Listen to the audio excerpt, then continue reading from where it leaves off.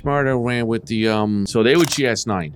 Like we talked about gangs, but GS9 was a big gang. Tekashi, thinking he was hot, was driving around all the neighborhoods because he was from the northern part of Brooklyn. Again, he was a social media star, if you will. But little did he know, the PD who works with federal task forces was on him. He had stole a Rolls Royce. We made an arrest that. We tried to leverage that. You know, you might be running with the gang guys. They're your friends, I mean, for better or for worse, but you got a lot more to lose. Gangs were, I mean, you had Bloods and Crips, but they were sets. That evolved over the years to now where you have gangs all over the place by the weirdest names. Remember the Amadou Diallo shooting? Yes. That was what's called the old street crime, where they were the best of the best. And it created great competition because each precinct got an anti-crime team. And you're the guys. He wants to do away with low-level crimes. He wants to decriminalize prostitution. He actually said he'd rather have social workers go to domestic violence calls, which is some of the most dangerous calls you can go to. Good luck. That's that type of mentality. Yeah. They want social policing, not proactive law policing. Were you ever involved in any rapper cases like Pop Smoke or Bobby Shmurda or 6ix9ine? So Bobby Shmurda was from the 6-7 precinct in East Flatbush, Brooklyn. Now, that was in... So Bobby Shmurda ran with the... oh, God. The GS9? Yes, GS9, and his running mate was... what was his running mate? His buddy. Roddy Piper? I think it was Roddy. Was it Roddy Rebel? Roddy Rebel. Yeah. Right. So they were GS9. But they were, like we talked about gangs, but GS9 was a big gang. Crew. GS9 crew from East Flatbush. And they were like any other crew. No, Bobby was the money guy. He had with the Shmurda dance, right? They were one of the first big crew takedowns from 2012-13. We wiped them out. Really? I think Roddy Rebel got he got a long time. Few guys, one guy's name was Santana. He got 90 years. We took him. Bobby did about 8 years. So I didn't run that case. My friend Kenny Lear, who had that command, ran that case. But that was the first big gang takedown case that had significant residual effects in terms of violence. And you got it for what? Drugs and guns? Wasn't he committed for murder or something? Yeah, they were, and so I think some of his lyrics got him in trouble. Telling people lyrics that you shot at somebody. They would use code names. Right. I shot at so and so. You just said you shot at so and so. Oh my God. So how do you prove that? You find out who so and so is. You go back and see if there was a shots fired call, and you build a case off that statement. I'm not saying that happened. I know some of his lyrics got him in trouble. That is so they incriminate themselves. Yeah, listen. They're not geniuses. Criminals in general aren't the sharpest swords. Not all of them. Some are, but again, you're talking on social media. You're talking on the phone. You're talking on jail calls. You're talking in your rap videos. You're basically quasi confessing in your rap videos. And Bobby, I think Bobby got 7 years because they caught him on the phone talking some nonsense. Yeah. So that was Bobby Shmurda. What was the other one? Tekashi. Now Tekashi. Now I'm gonna go to 2000. Let's see. I'm in Bed-Stuy. Maybe 2014, 15. Tekashi, thinking he was hot shit, was driving around all the neighborhoods because he was from the northern part of Brooklyn, and he was pretending to be. He was running with a blood set. I forget who they were. And they were doing this and the other thing, but again, he was the money man. He was the social media star, if you will. Yeah. But little did he know, once again, one of our federal task forces that works with the PD who works with the federal task forces was on him, and we're building a case. He's driving around Brooklyn, jumping out and doing all this shit, and then look what happens: scooped him up. Another gang takedown comes. He's facing 60 years. And what does he do? Rats on all his friends. Everybody, yeah. Rats and everybody. Took that gang down. He went to jail for not long. No, he was out. But he was facing some big time. Because you ratted. Well, but he admits, he's like, yeah, I ratted, of course. Well, now when you rat, you're a rat, but when you rat, well, it's really not ratting. You're at it. You you're gave up. at it. You That's it. You listen. gave up his voice. You saved he your gave up ass. his voice, and I'm surprised he's still around. But he's still. He's making a comeback now. He's I doing a saw. bunch of I saw. I podcast saw. stuff. What's I he saw doing? him with that influence. That kid who goes around with a bodyguard and Jack. Yes, So Jack Doherty. He did a was video with. with Jack Doherty yesterday when Jack got locked up for drugs, and they did some video You're yesterday. pretty up to date with all this stuff. Oh my I God. got my ear to the ground. Yeah, you do. That's very impressive. And now the case I was personally involved in. So now we're going to go to 2019, 2020. Pop Smoke, who lived in Canarsie, Brooklyn, he was down with the G Stone Crips, I believe. I think it was the G Stones from Canarsie, big crew. And again, same situation. He's the up and coming star, if you will. And we were into that gang, and he was part of it. But we didn't have much on Pop. But what Pop did was he had stole a Rolls Royce from, I think it was L.A., and brought it back to Canarsie, and we made an arrest that. We tried to leverage that because, you might be running with the gang guys, and they're your friends. I mean, for better or for worse, but you got a lot more to lose. Sure. You got millions. You're a rising Yeah, of star. course. So as we were cultivating this whole gang case, I believe he got murdered in a home invasion in L.A.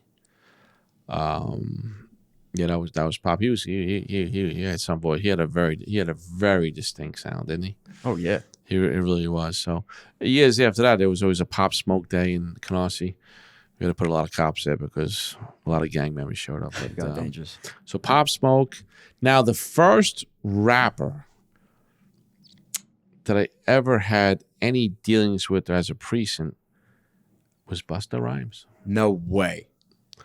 Busta Rhymes in 1995, 96.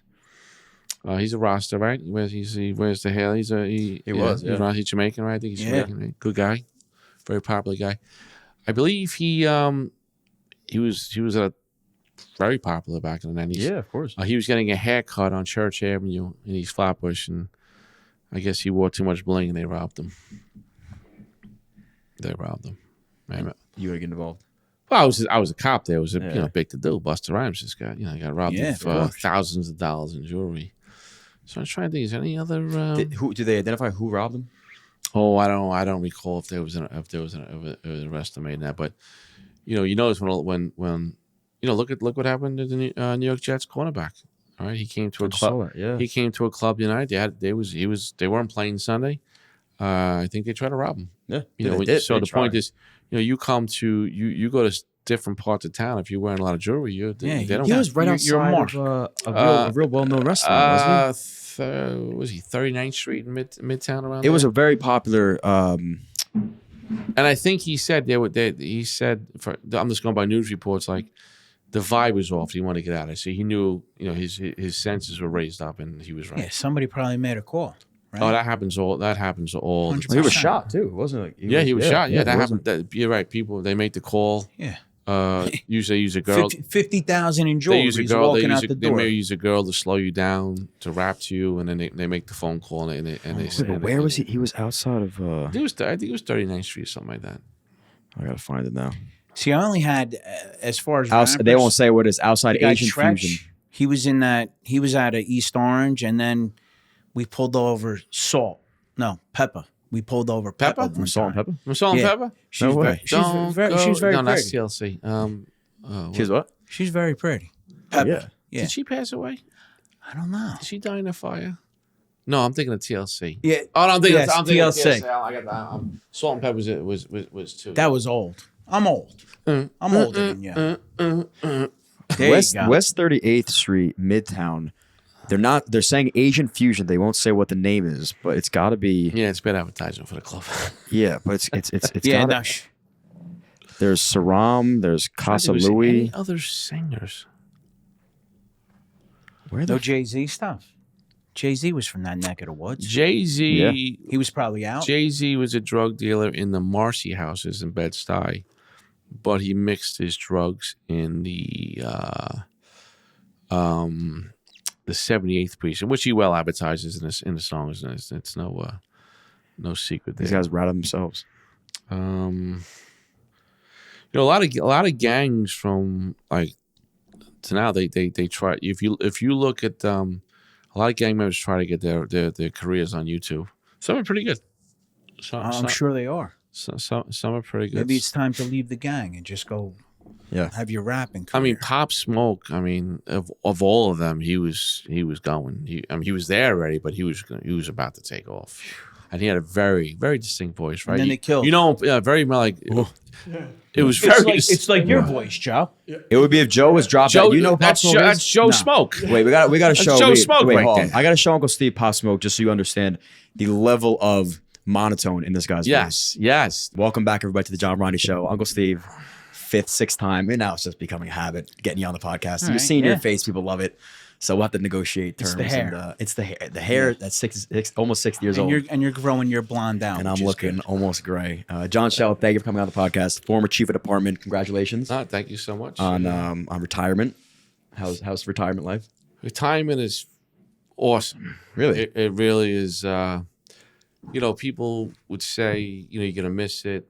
I don't. I didn't miss it for 1 minute. No. Because quite frankly, I was tired and I just wanted to go, man. Yeah. So I don't miss it at all. I feel weird that I don't miss it, but I'm trying to put it. The agency is great. I would never badmouth the agency or the profession, but I just want to move on. I don't want to be like John Shell. I don't be introduced as a retired chief of department all the time. I want to be John Shell. I do some media. I have a company. Oh, by the way, I used to be chief of department for the NYPD. So it's weird. I don't want people calling me chief, but I can't shake it, man. Everyone calls me chief. Yeah. I guess chief it is. It's a sign of respect. I guess. No, I Yeah. get it. I'm kind of humble like that. I don't really want to get down like that. Well, that's a good way to be. Well, I saw you on social media. That's what you said. You kind of said, like, listen, I'm retiring because I feel like you mentioned how you just don't feel like you have what you used to have when it comes to like showing up for the job. Oh, look, man, I'll be honest with you. I was balls to the wall every day. Yeah. I was all over this place. And then once and a lot of young cops, they rely on you. Every day you got to show up, right? Right. Every day. Right. And in the police business, you're only as good as your last day. That's the way this thing goes down. Yeah. Monday's over, back on Tuesday. And if you screw up on Tuesday, no one cares about Monday. But if you don't come, we got an agency of like 34,000. You got to control a locker room of 34,000 people, the locker room. You know what goes on in a locker room. Yeah. It's a very fickle group of cops down there. And they don't work well in the gray area. Yeah. They want to go left, they want to go right. Right. They don't like to hang out. So if you can't bring it every day, it's time to step aside. All right. Step aside, become a picture on the wall, the dust you off every couple months. And pass to somebody else. So that's where I was at. And you felt like you were getting there. I was there for a long time. Oh, you were? I was there for a long time. And I just, I'm a loyal guy. Loyalty is everything to me. Sure. I promised the mayor I would stay on through his election. I promised the police commissioner I would stay on for the year. And I did so, but I was miserable. I was tired. I was miserable. And miserable. I didn't have the mojo no more. Yeah. And I didn't like where some things were going. And if that's the case, you got to bounce. Yeah. And pass it to the next person because it's not fair to the locker room. It's not fair to the young cops if you can't bring it every single day. What does like the day in the life, because it seems asinine that you're managing 34,000 people. What does a day in the life look like for a chief of department? I have no idea. You black out. You're so used to living a certain lifestyle. When you run a command in a precinct, it really starts there. When you run your own precinct, the NYPD, or any other place, you're the landlord. You're responsible. You're on 24/7. And as you go higher, it just gets bigger and bigger. So when you're chief patrol, I was in charge of every precinct in New York City. Wow. About 15,000 cops. And that is 24/7, 365. And you're on the clock every single day. You're on the phone at 6 in the morning. You're out with your wife at dinner. You're checking telling baby I love you, but you're on your phone like this. Checking your text message, checking your emails. Gotta get off. You got to, and then you got to go. Things happen. You got to do a press conference. Right. And if you're out once in a while, then you got to go. You do a little press conference, a little juice in you. Right. Yeah, you got to be ready to go. You can't. You can't show. go. Yeah, you can't show up. In the police department, if I'm going out, if I know I'm going out heavy on a Friday night, going to a wedding, party, whatever, then I would just some would cover for you. And if you don't, and then you tell the boss if something happens, I'm off. They know what that means. We're human beings. Right. But a couple times you get caught out there, like, oh Jesus. Now You get in front of the mic, you gotta spin the mic and like, Yeah. Now I got to talk. and put on a face. I mean, Uncle Steve obviously knows more than I do about this world, and he was saying how prestigious it is to get to where you were. How did you even start? Why did you even want to become a cop in New I York? tell you, man, I don't know how. I think I know. I think, which means I really don't know either. I think I was a Wall Street guy. Okay. You know, you usually follow your parents' lead. Wall Street banker. You're gonna go be a trader. You're gonna do this, that, and the other thing. It sounded pretty cool. It was boring. And then my friends were all cops. So I was like, I'll just go take the test. What the hell? And then I went to one of the busiest precincts in the city, the 6-7 precinct, because my friends were there. And I just loved it from day one. And I you know, obviously, you love what you do. Yeah. To me, it was like I loved going to work every single day for pretty much 31 years. Yeah. And it was like being in a movie every day for 8 hours. Craziest shit you ever saw. And then when the lights go down, you're driving home in your Honda. You go home and live your life. And you come back on a movie set the next day. And the things you get involved in and the things that could have happened to you, the days you had your head up your ass, they like, oh my God. And in the days you actually had a clear mind, it's crazy. Yeah. And a lot of fun too. Well, let's talk about some of the early days, like the fun and maybe the differences between then versus now.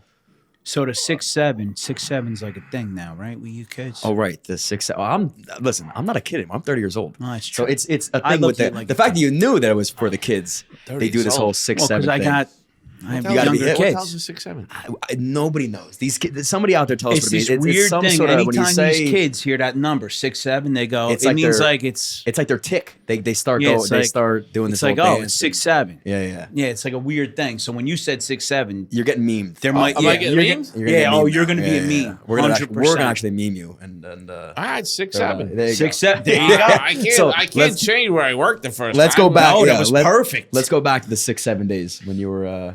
So the when you were 6-7 young cop. days, East Flatbush, Brooklyn, busy place, one of the top 5 places that has everything. Very Caribbean neighborhood, great people, but it was busy. It was dangerous. It had a little bit of everything. And as a cop, you go there, and when you think about it, most of the cops that go to the busy precincts are 2 types of cop. One that wants to go there and just like be balls to the wall, and then the people who never wanted to go there but got dumped there. Yeah. Because they did I know about something that. outrageous, which they end up being. And that know what happens, right? They get there and they never want to go back. Right, and they love it because Yeah, it's a that tight happened to knit. me. It's a tight knit group of cops, Right. and it's almost like an us versus them mentality, Huh. and a little arrogance though. Sure. A little arrogance, a little like you hate everybody else, you're the best, and then when you throw it onto a rookie. Then you think you're the best. You're full of piss and vinegar, and you're running around like a madman. You drink until 4 a.m. You're sleeping 2 hours. You're all over the. It's just craziness. Yeah. But when you work with good people who know what they're doing and love what they're doing, they pass it to you, and you become to love it, and you pass it to the next group, and that's how it goes. But I tell you, back then, even now, when you walk, maybe now it's changed, but back then, if you walked into a room, there was a bunch of cops from the slow precinct over here. And that doesn't mean they're bad cops or anything like that. I'm not saying that. Just naturally, because you got a little arrogant. Oh, that precinct's soft. And this precinct over here was very busy. You're naturally going to go hang out over there. And again, that doesn't mean those cops are bad. And if you put those cops in a busy place, they'd be just as good or better. Yeah, of course. But it was a little bit of arrogance, a little bit of territorial stuff. So the 6'7" was like being a dragon. Right. It was like being a black dragon. All right. There you go. There's a reputation behind that. Yeah, 6'7", black dragon. All There right. we And go. heavy Jamaican, Caribbean, big party neighborhood. How was their respect towards you guys as the cops? Well, I'll put it to this way. Back in the day, there was a unit called the Street Crime Unit. Those were the best of the best. They hated coming to the 6-7 because every stop was a fight. Really? Every stop was a fight. They hated coming. It was rough. I mean, you get involved in some things, and you're constantly chasing the radio. You're racing cars. You're chasing cars. You're chasing people. You're falling off fences. You're falling off garages. You're getting your ass kicked once in a while. Your friends got to come save you. Yeah. But you're young. You don't even think about it. Yeah. But again, when you love it, the time goes fast. You learn so much. You know, how many times you've had a parent ask you, hey, my daughter's coming on the job, and they want to go here. And here is usually, in their mind, a slower place, right? But I say, why don't you send them to the worst place? Yeah. Don't kill your quiet life for traveling, but try to find that middle ground, because you can get hurt in a slow place. You can get hurt in a busier place. But in a busier place, you get more opportunities to apply your trade and to learn your trade. Yeah. And this makes you, and again, I'm not bashing the slower place, but you get more opportunities to do things that help you train and positions you put in, and how to speak to people, how to use your hands, how to think, how to strategize on the move. Right. How to know people's behaviors. Yeah. Like one of the things that was taught to me, because the 6M was a gun house, a lot of guns. And people say, you're going to get that look. I go, what's the look? They go, it's hard to explain. But when you see it, you'll know it. I'm like, ooh, what's that look? I'm looking for the look, but I don't know what I'm looking for. Right. And then one time I was sitting on the corner of Linden Boulevard. I remember these stories right there yesterday, right? Some of these things, I'm sitting in the corner of at a light on Linden Boulevard and Utica Avenue in the heart of the 6M precinct. A car parked, the dirty Altima riding 4 deep. You know the look sometimes. And the guy looked at me, he went like this, looked at me and looked away. I go, oh my God, that was the look. So I was like, then I go, now what do we do? No. So we pull the car over and there was a gun in the car. That's the look. Or when you walk in, the look. You walk in and just looking at someone like, or they pretend like you don't see me. You could be wearing like a bright orange outfit. But he's walking the building line. Please don't look at me. That's the person you want to kind of. That's the look you want to play with. What does your first arrest feel like? Like a dumbass. Really? Because you don't know what you're doing, and it's usually a low-level arrest. That when you were a couple of years would go by, if someone said take that arrest, you're like, yeah, I don't think so. Right. But they're just trying to, what they call it, they're just trying to get you on the sheet. Yeah. To learn how to just literally handcuff somebody, how to, print somebody. These days, back then, you used to the ink print, and that could be a disaster. Right, for a new guy. Then you need all this paperwork for an arrest. You couldn't find half this shit. Mm-hmm. And you were there, arrest that, if you had a couple years in a job, would take an hour. You're there for like 7 hours, like a lost soul. And no one's helping you. Right. Maybe somebody might help you, but they want to abuse you. Do the people you're arresting know you're new? Like it's that obvious? Like, are you nervous? Are you nervous? No, you're pumped up. Like my first arrest was on the corner of Avenue D and Nostrand Avenue. It was a guy in a baby blue Cadillac. I could probably pick him out of a lineup today. I swear to God. Wow. And he had a suspended license. So usually your first arrest comes like in this form, right, Craig? Suspended license, checkpoint, maybe a domestic violence thing, maybe someone stole a bag of chips thing. And you get used to putting the cuffs on people and going through the process and transport and it's an all day affair and you just kind of get used to it. Yeah. But I felt like dumb as shit. It's wild that you remember the first, like the exact. I really think I can pick them out in the lineup. But I will tell you this: if you lined up, and here's another point: never tough talk your prisoner. Never treat them like garbage, because first of all, the value of information they might tell you. Sure. And if you took all the prisoners I locked up in my day, I would say 90% would say, yeah, that was a good guy. Because it's not personal, it's business. And I get that. And then you might form a relationship with this person out in the street. So in 1996, I got so many stories, man.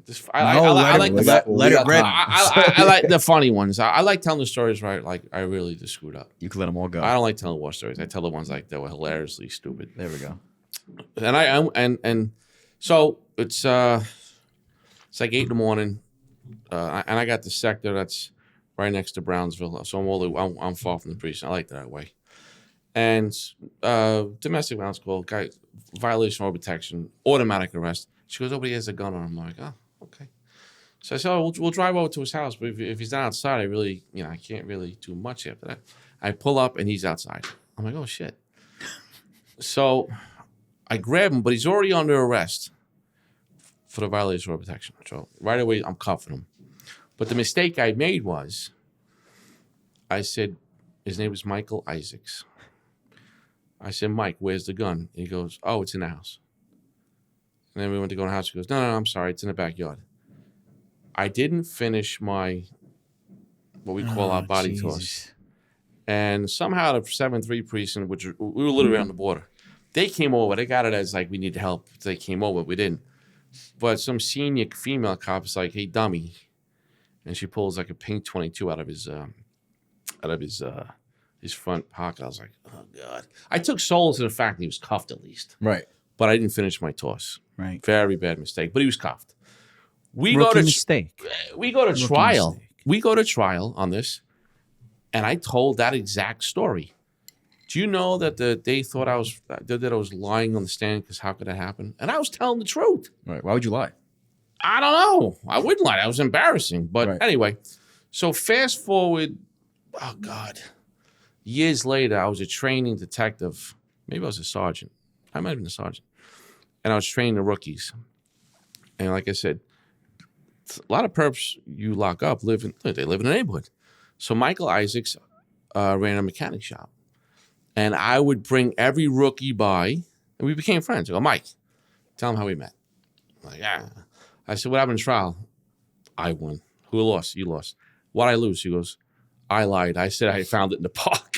No way. But it was just a way to show the cops. There's a couple teaching moments in there, but you just go, don't take it personal. It's a business, and you're gonna see these people on the street. Because I tell you what, if I was getting my ass handed to me and Michael Isaac was standing there, what do you think he would do? I help you out. He'd help me out. Damn right. 100%. Yeah. He would, and I would do it at the drug dealers too. You drive by and it would suck your teeth. I'm like, "All right, bro, no problem." And I would catch you slipping one day, and maybe I forgave some crack vials that went into the sewer. But we had a mutual understanding now. You don't suck your teeth when I drive by, and I'll give you the nod. Because I'm not going to stop you from dealing drugs per se. I could. But let's have a mutual respect. This is my sector up here, and I know what you're doing. You know what I'm doing. Right.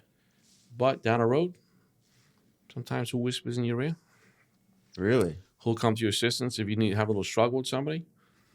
Yeah, that's just a street thing. That's something you got to kind of learn when you're out there. And you noticed that evolving, like it was helpful. Now there was like a communal respect. Right, between these guys. because the streets, the perps in the street want respect. Yeah.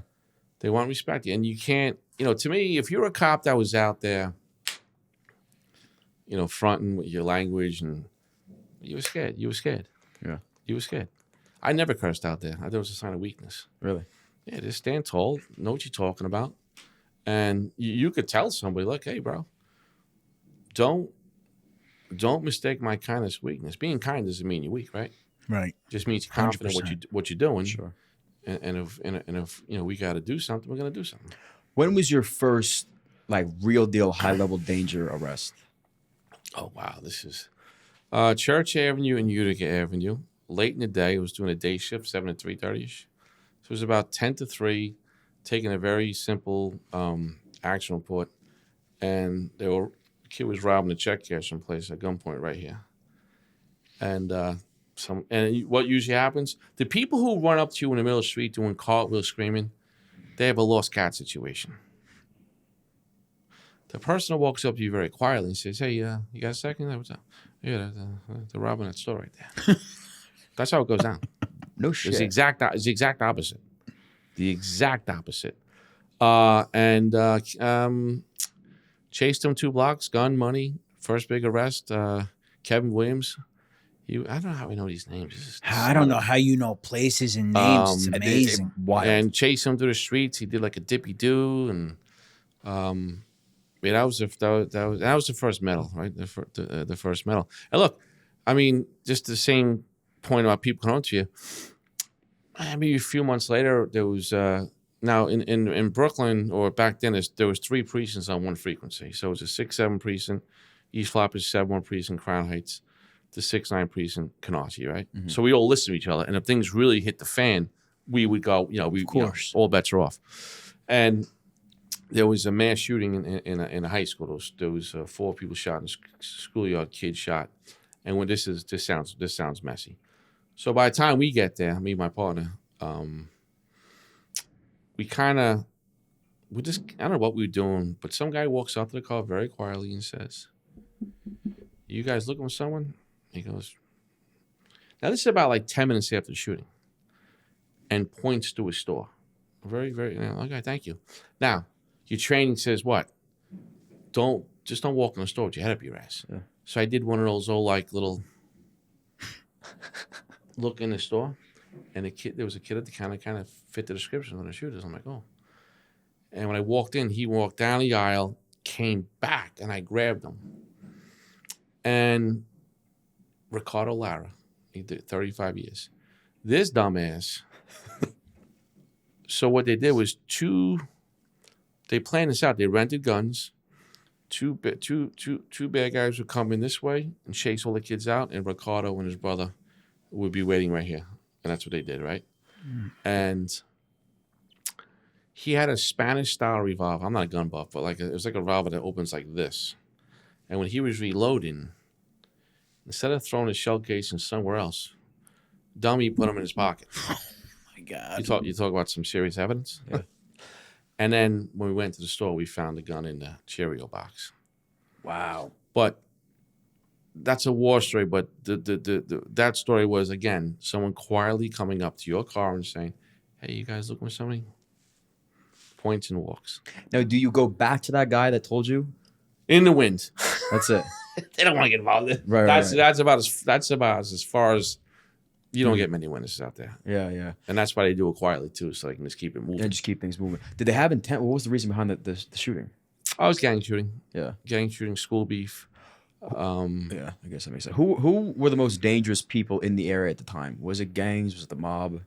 Oh no, for us it was gangs were. I mean, you had Bloods and Crips but I would call them. They were sets. So we had a set called the CMB Cash Money Boys. That evolved over the years to now where you have gangs all over the place by the weirdest names. Yeah. But there were groups. But at that time it was mostly, I would say mostly drug-related things. Yeah. But then it kind of morphed into like really, like when I was a commanding officer of 7-5 precinct, East New York, we had like 30, 35 gangs. Wow. They're all over the place. You kind of had to know each territory to plan out what you're doing and use intel and shot spotter and just you can kind of tell what was beefing. Mm-hmm. Talk to your CIs, street information, and but you had to know each gang. You had to know who the players were too. I was going to ask, were there specific high-level players in gangs, or they're all kind of on the same level? No, the gangs were different sizes, but you had to know who the top dogs were. Yeah. You got to know and who was out there. You can have 30 people in a gang, but you only see it could be 30 on paper, but maybe 6 are active. So now, did you have your when you said the street crimes unit? Because I'm familiar with that in New York, and it's a heavy duty thing. Mm. Were they out of your precinct, or were they just a total separate thing?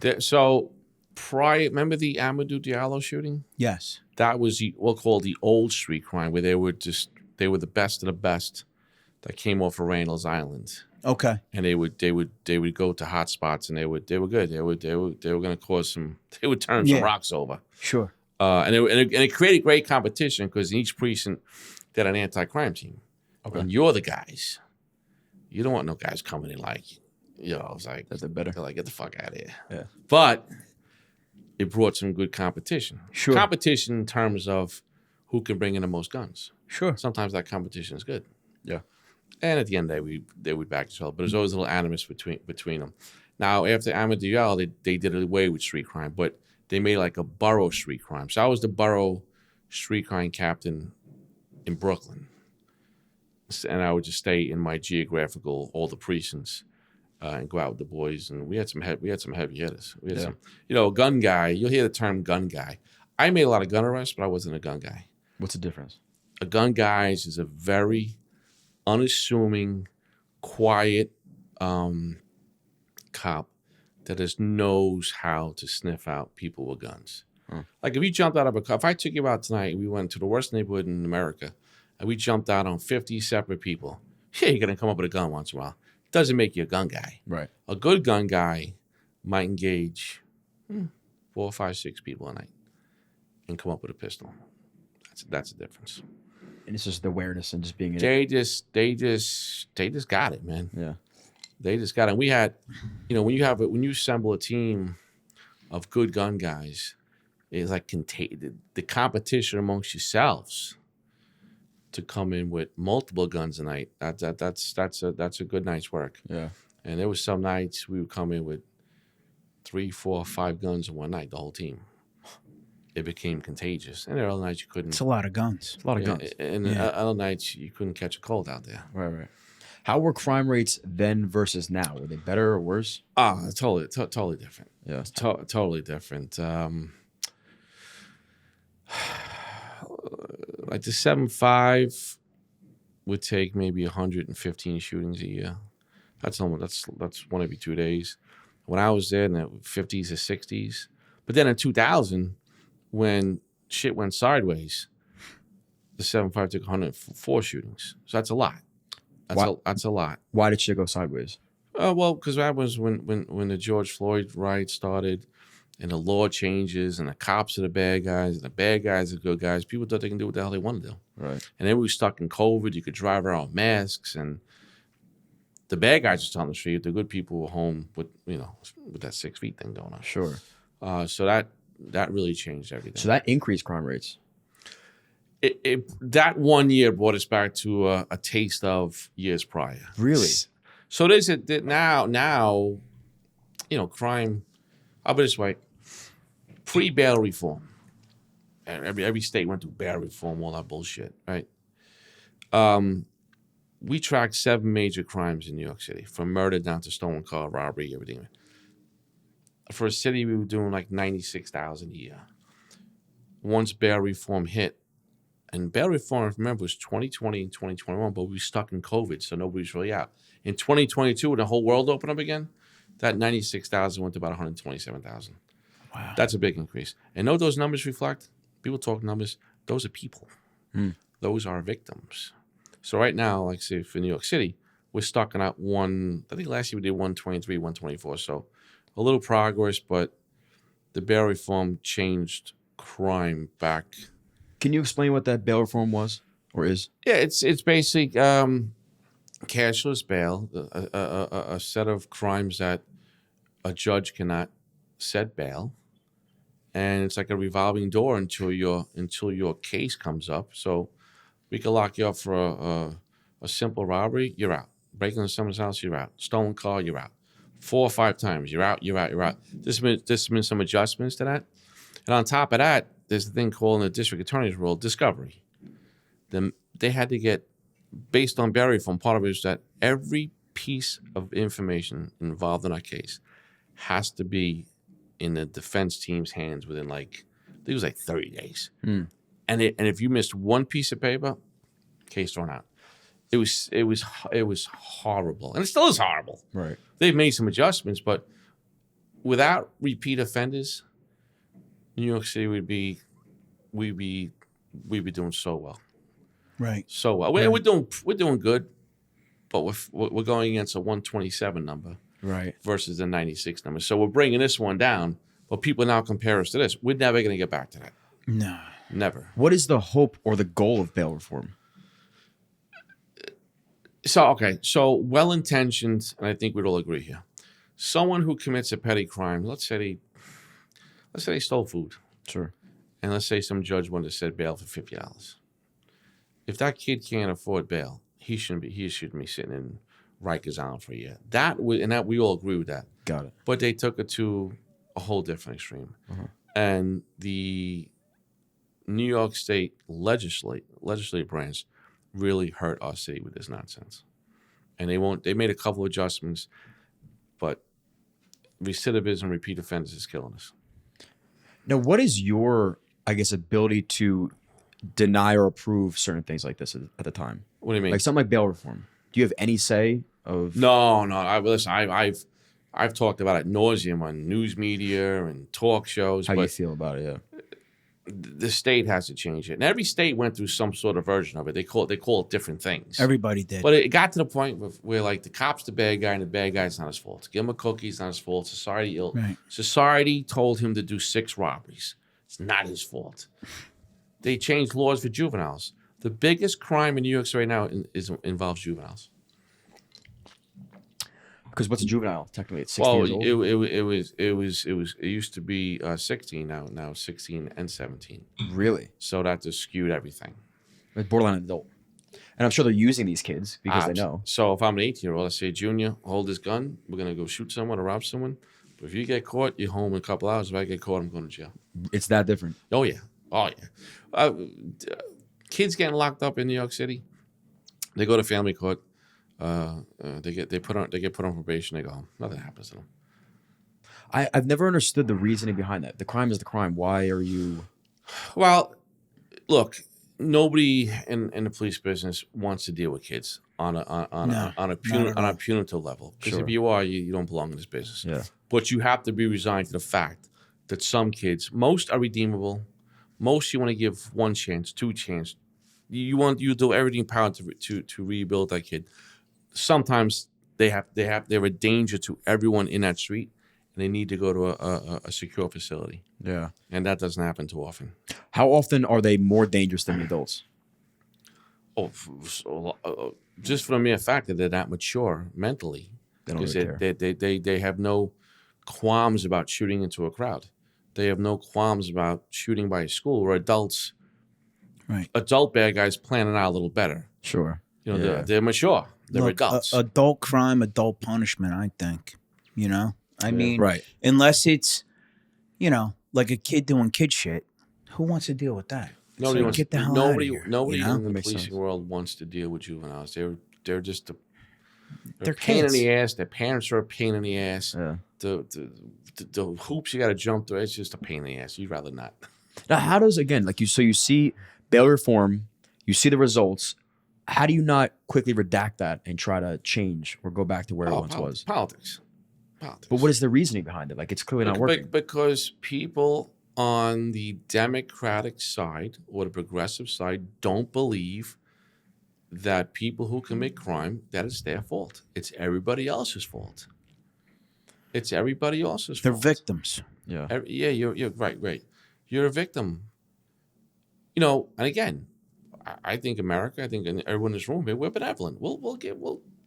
I just was walking out of Manhattan doing a radio show, and I saw a guy sitting there who was clearly homeless. I gave him $5 because we're benevolent. Right. A little chilly out. I just had a nice sandwich for breakfast. He's probably starving. The fuck is $5 for me? Yeah. We'll do the right thing, but some people have to be taken off the street, and they don't believe in that. They believe in the social way of policing, rehabilitation. Go talk to someone. Let's hold hands. We'll eat cookies. The bad guy's the bad guy. He doesn't eat cookies. Right. He'll eat you. And it's never, has it proven to have worked and decreased crime rates at all? No, it increased crime rates. And if you look at my Twitter feed, a couple of morons had just elected officials, which are some of the stupidest people in the world. Bail reform is working. I put up a nice chart, plain as day. Mm-hmm. From 2019 to 2025, recidivism in robbery, the big crimes, has skyrocketed. The numbers don't lie. Right. What else? If I'm always trying to think other side, right? So if you were pro bail reform, what would you say when you look at those numbers? What else would you point to and say, oh, no, that's the reason why the numbers are skyrocketing? They would just make up some bullshit because the facts are the facts. It's simple. You post them and go, facts. That's it. Nothing else. Yeah. Read it and weep. There's no other legitimate reason as to why you think crime rates are increasing. Oh, it's clearly bail reform. Because before bail reform, we were going down, down, down. And then when we come out of COVID, because that 2 years screws us up. 2021 screws us up because nobody was out. 2022, when the whole world was open, crime went up 35%. That's a lot. Yeah. It went from like 96,000 to about 127,000. That number's insane. It was, and then the biggest crime in New York City in 22 and 23, believe it or not, was stolen cars. Really? Yeah, you didn't go to. Not only when you got arrested for a stolen car, you were giving a fancy desk appearance ticket. You were released from the precinct. We didn't even put you through the system. Wow. You know how many stories we have of people getting released from the precinct with a fancy summons? They went out and stole a car to go home. I guess I know how to do it. Yeah, and for all the idiots that leave their car running like me, like a family does, right? Right. Yeah. Leaves of their car course. door open, leaves the keys, and we're all guilty of that. Yeah, They yeah. take your car. Yeah, nobody's gonna take And it. they know, like these kids, like these car thieves know with the newer cars. If your mirror's out, you left your key in the car. So Oh, right, because now right, so they're just gonna walk up and start it. Sure. You think so? Again, let's say bail reform is redacted or whatever the word may be tomorrow. How does that change crime rates? Oh, we're back in business. People start going. You think it's that easy? People start going to jail. People go to jail. Look, if you know that you can commit these crimes over and over again, and you're going to walk out the door, why would you stop? Why would you stop it? If you take someone and go sit them on Rikers Island for 6 months and give them warm milk and dirty cheese, yeah. Remember, you remember this? 1992. I wasn't born. And I'm not suggesting we do this, but you'll understand the point here. There was a kid who went on vacation with his family to Singapore, and he got caught spray painting. Do you remember this? I remember this. His penalty was going to be 10 lashings 10 lashes. with a sugar cane. Oh, I've heard of this. And, yeah. and I'm not advocating for that. Trust me. I'm just making a point. No, not here. the sugar cane. Right. And I think it was negotiated down to maybe 3 lashings. The point is, do you think that kid will ever go to Singapore? Hell no. They still do that, I think. It's When there are consequences involved in your actions, you tend, severe consequences too, I'm not doing that again. Sure. And as you get maturer, I'm not doing that again. Well, you got the scars from the lashes too. Yeah. Your back hurts a little bit the next Oh day. my Yeah, god! yeah, you Could know, you it's- imagine? you hit- And they're lashing you. Oh, yeah. Yeah. That's crazy. I mean, that's I've heard very that. extreme. I don't recommend that. No, we don't recommend I'm that. just saying the consequences to, Yeah. when there's consequences, you affect behavior. Yeah. If you're not going to affect behavior and just tell them it's not your fault all the time and give them these programs to go to and these, doesn't work. Mm-hmm. They laugh at it. Now, who does have control over something like bail reform? That would be in New York City. It'd be the state assembly and the state senate, Okay. and then the governor signs off on it. Now, okay, the governor signs off. Is this a yearly vote? Like, how does that work? So the big win last year. So there's been adjustments, and good adjustments, but still a lot more to do. The last big adjustment was they tweaked that discovery thing, so that the DA is not mandated if they miss some paperwork, and it's not. If 50 cops show this was the problem. You make a nice arrest, and a bunch of cops come. They do nothing but come to see if you're right. You have to get every one of their body-worn cameras, and 9 out of 10 of them could have been so inconsequential. They had no consequence to the case. If you didn't produce those cameras, case is gone.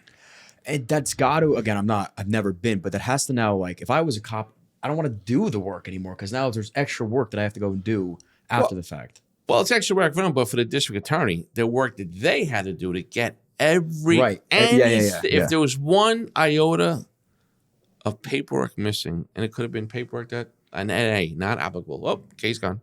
Have a nice day. And it's so much easier for them to just say, case gone. Mm-hmm. That's got to be a major issue as well. Yeah. So they just tweaked it a little bit, so it's getting a little better, but we're still a long way to go. So again, is it a yearly vote thing? How does that? It depends if they want to take it up. Okay. If they hear you loud enough, they might look at that one issue. We'll say in this case discovery, and they'll make amendments. Is the current chief of department as loud as you were about this? Mike's no, he's not as loud as me, but Mike's a heavy hitter. Mike knows what he's doing. Mike was our crime control strategy guy. He made the source and told us where to go. Oh, okay. I mean, he's very good with. But is he loud as me? No, he's not as loud as me. But he gets it. Oh, absolutely. Oh, yeah, absolutely. He gets it. Who doesn't seem to get it? Just the legislation and the governor. Yeah, the Democrats, progressives. Look at our incoming mayor. He wants to do away with low-level crimes. He wants to empty out Rikers Island. He wants to decriminalize prostitution. He actually said he'd rather have social workers go to domestic violence calls, which is some of the most dangerous calls you can go to. Good luck. So So you look at me like I have 7 heads, but I just told you, that's that type of mentality. Yeah. They want social policing, not proactive law policing. Now let me ask, because I know you're very, you voice your side very well, where you're not extreme and going to call Mandami a communist and all these ridiculous statements. You're very logical and practical. Do you think a lot of what he said was just a way to win the campaign and he's really not standing on these statements? Because a lot of it seems insane. Like something like you just said. Are you saying that politicians bullshit you? I would never say that. Are you saying they're There's bullshit no you way. when you want their voting and they switch gears There's on no you? way they would do that. Look, do most, we'll say Democrat, liberal mayors, when they get the job, do they kind of come little center? Yeah, most of them do. This mayor-elect, his rhetoric, we've never heard it before. Have you seen when he called the police department? No. Oh, he's called us wicked and corrupt. All right. He's trashed. Now he since apologized. Okay, I believe your DNA is your DNA. I don't think I think eventually it comes out. It's very hard to suppress who you are, right? But his rhetoric was crazy. So January 2nd, I'll give him off January 1st. January 2nd, all the rhetoric, all the TikTok videos, all the Gen Zers who want stuff for free. You're on. It's like fantasy football. You're on the clock. Yeah. Well, isn't it like DWI too? He doesn't want that. He wants like no DWI. He no doesn't. So he's prostitution, he's very nuanced what he says. He'll say, "I never said I don't want to enforce misdemeanors. I hope not. But I don't want to enforce low-level crimes." What are we talking about? Because most misdemeanors are low-level That's crimes. the same thing. It's the same thing, right? Exactly. Yeah. So his rhetoric is very extreme. You have 4,000 cops that could retire in January. I'm not saying they are. But we can't remember the video of the cop getting water poured on his head in Brooklyn? Yep. And he froze because they didn't know how to respond because they didn't have the support. Yeah. We can't go back to that. No police department can go back to that. You want to hurt every community in New York City? Have a reactive police department instead of a proactive police department. That'll hurt you. Understood. And the biggest one of all, we have what's called the Civilian Complaint Review Board, CCRB. They're a bunch of purple-haired 20-year-old kids that think they're investigators that hate the police department. But when they get complaints from this public, they offer punishment, and some of it's quite extreme. Mm-hmm. But the final say for that punishment always goes back to the police commissioner, who she and past commissioners sided with them more than 70% of the time. They said, "Okay, I agree." He wants to give final adjudication to the CCRB. Oh my God. Oh my God. What cop with 20 years is going to stay on with that bullshit and lose their pension? You lose everything. You lose everything. What cop is going to want to join this job knowing that a vindictive agency like that is going to... They know nothing, by the way. They know nothing about the law. They just hate the police department. What is this hate towards the police department? What does it stem from? It's ideology. It's it's you can kind of like look, Indoctrination of these college kids. Yeah. That's what it is. It's all screwed up. But if that was to happen, now the mere fact that he thinks this, to change it, to change it, it's got to like a ballot issue. They got to vote on it like next cycle, this time next year. Right. But imagine this conversation. Commissioner, I want John Chell fired. Oh, Mr. Mayor, I disagree with you. I think whatever he's going to say. Was he asking or was he telling? He was telling. Right. Is he the boss? Yeah. Yeah. And just the mere mentality of that is a massive problem. You got to run. So like, that's always my, because again, I don't get political. I like to ask a lot of questions of the things he's saying. How practical is it for him actually to go about and do these things because I feel like a lot of these things he can just go and say, but they're actually not going to get passed. All right. So he wants to raise taxes on, tax to rich. Right. Tax to rich. That's what he is, tax to rich. Not going to happen. No. Governor Hochul, who's going to be in a fight for her gubernatorial second term, she's not doing that. Free buses. That'll cost the state $800 million. Not happening. Holy shit. Not happening. No free buses. No one's going to happen with free buses. What? It's going to be a bus. It's going to smell like ass up and down the road because it'll be all homeless people. Right. Right? Am I right? Exactly right. And why would they leave? He wants to raise the corporate tax to Jersey's corporate tax to 11 points. What do you think that's going to do to businesses? The assumption is they leave, but do you think they're really all going to leave? Jamie Dimon's packing his Well, bags. look, you're right. Some people talk the hyperbolic. Right. I'm leaving, but then it's a cascade of things, right? You don't want to hire more police. You don't want to enforce low-level crimes. You want a $30 minimum wage. We think small business is going to do. Goodbye.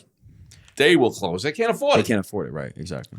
So all these things, when you pile them up, it doesn't paint the rosy picture unless you're the Gen Zers, walking around, with their purple hair and stuff. And, I guess that Greek philosophy major that they were told to make $250,000 didn't pan out for them. Yeah. They want their free stuff. Sure.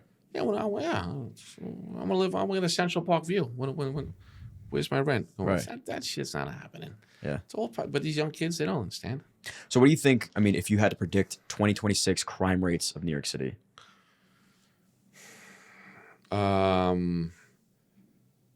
Break even at best. So not worse than 2025. Well, in 2022, the first 6 months of bail reform, crime was up about 45%, 45. It might have been 48. We battled hard to get it down to a 22-point loss, right? Mm-hmm. It's almost like you're taking a victory with a 22-point loss, but getting your ass blown off.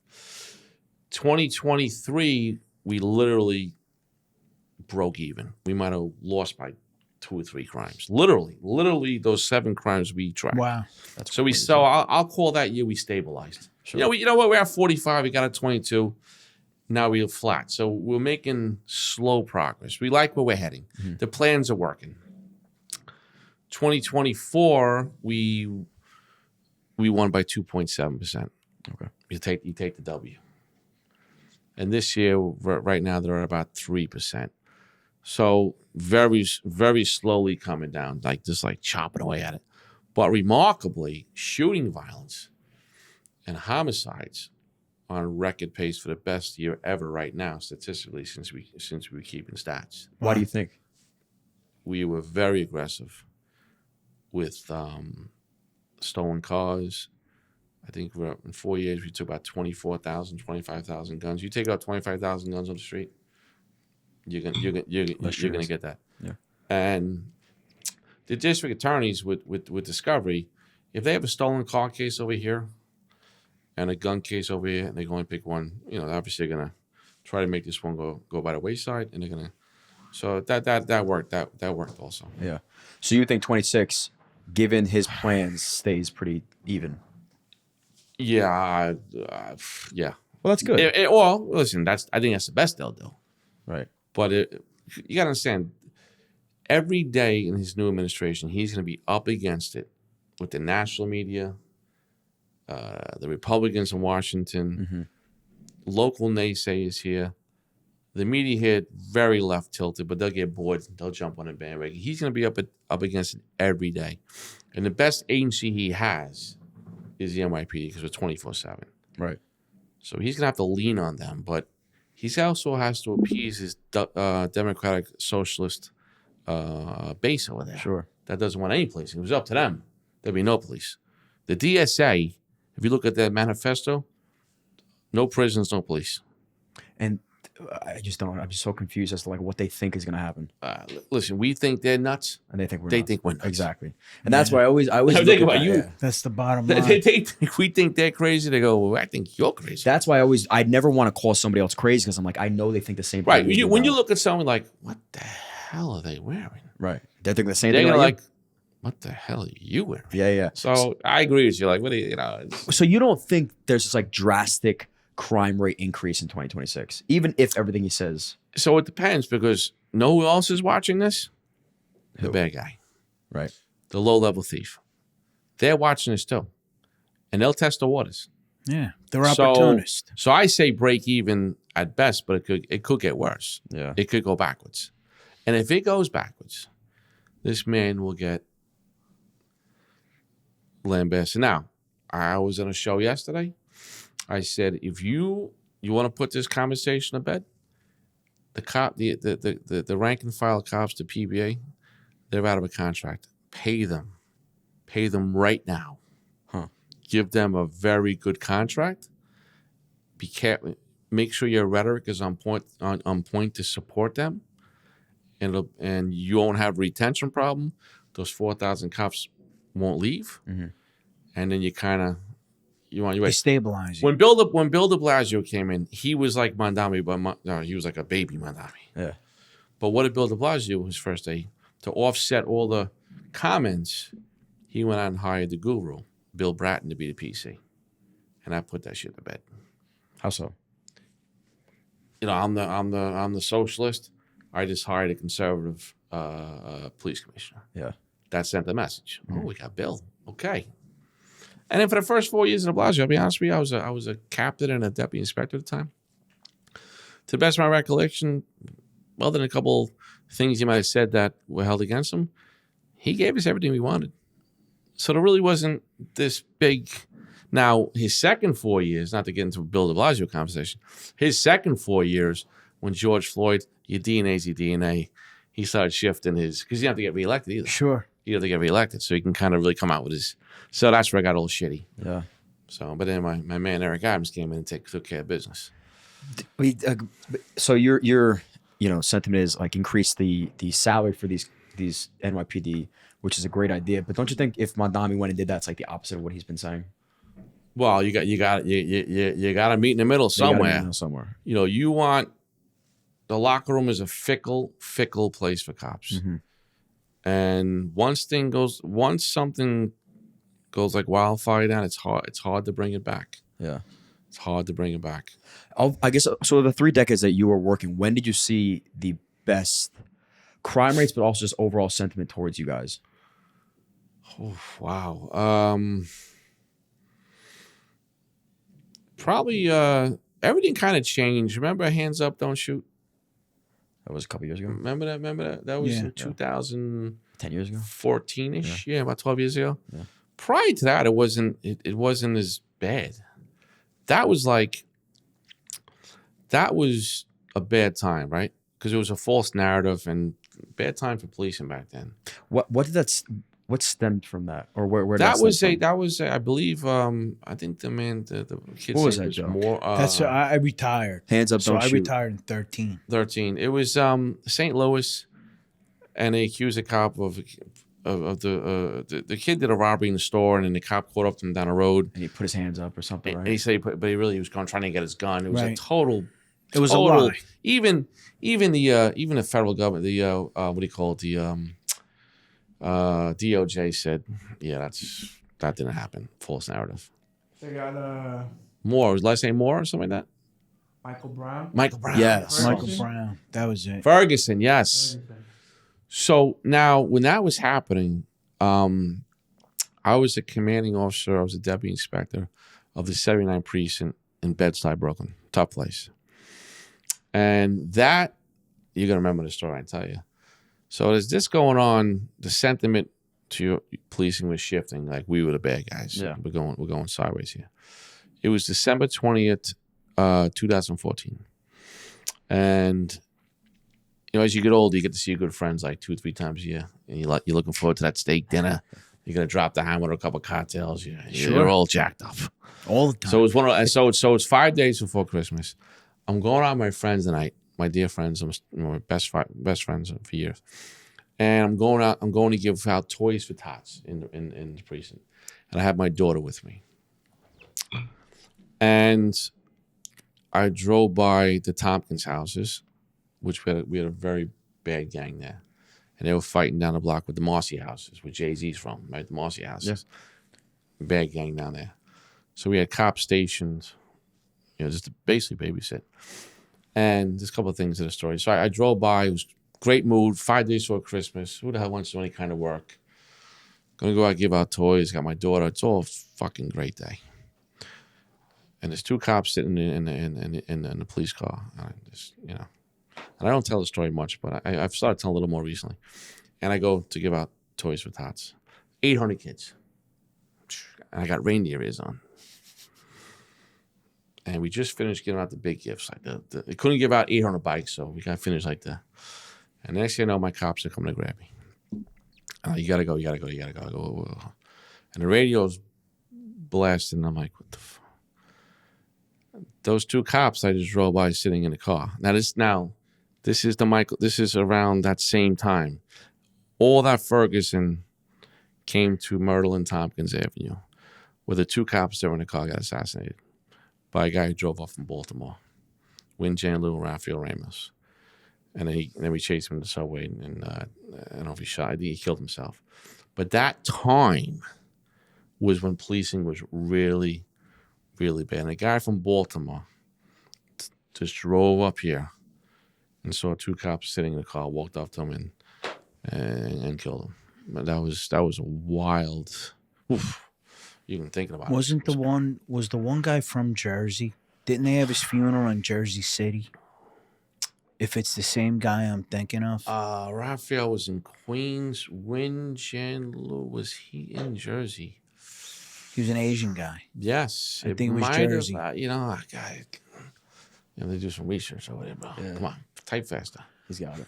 Because I remember that.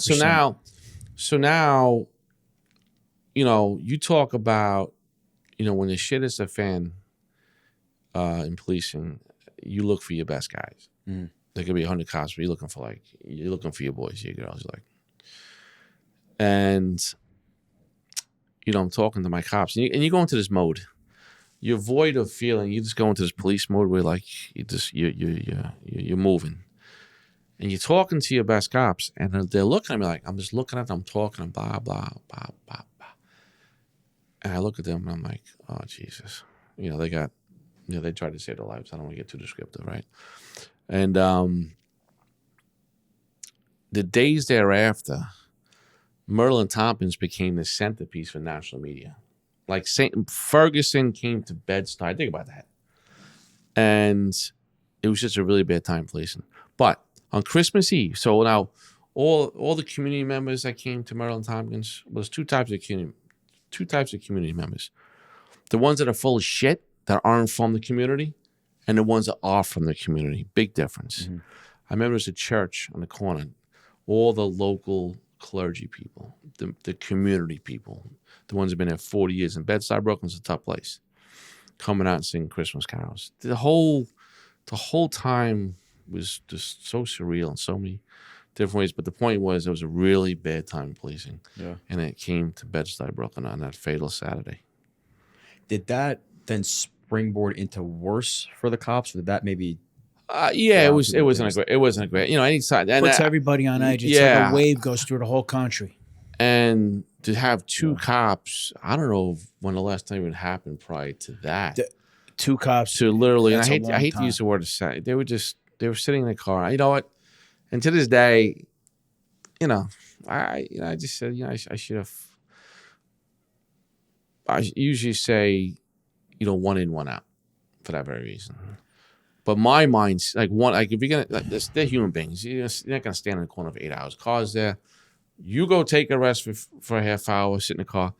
I'll stand outside for that very reason. 2 cops in a car, you're at a very bad disadvantage. You're sitting duck. Yeah, and so that was a tough one. But from that point on, that never happened.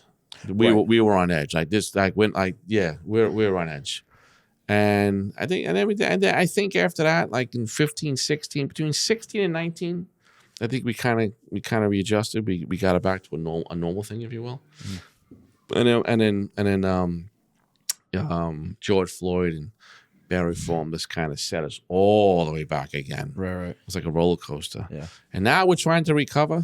We've been recovering, but now we have a new mayor coming in that's talking some serious social justice. We've been down this road. It doesn't work. Yeah. It puts cops in a bad spot.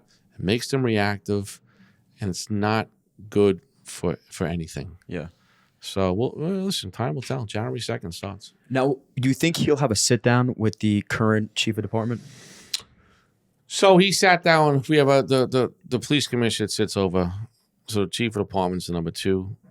The police commissioner is the number 1. So I think they sat down, but I don't think, and I said it the last couple of days publicly, that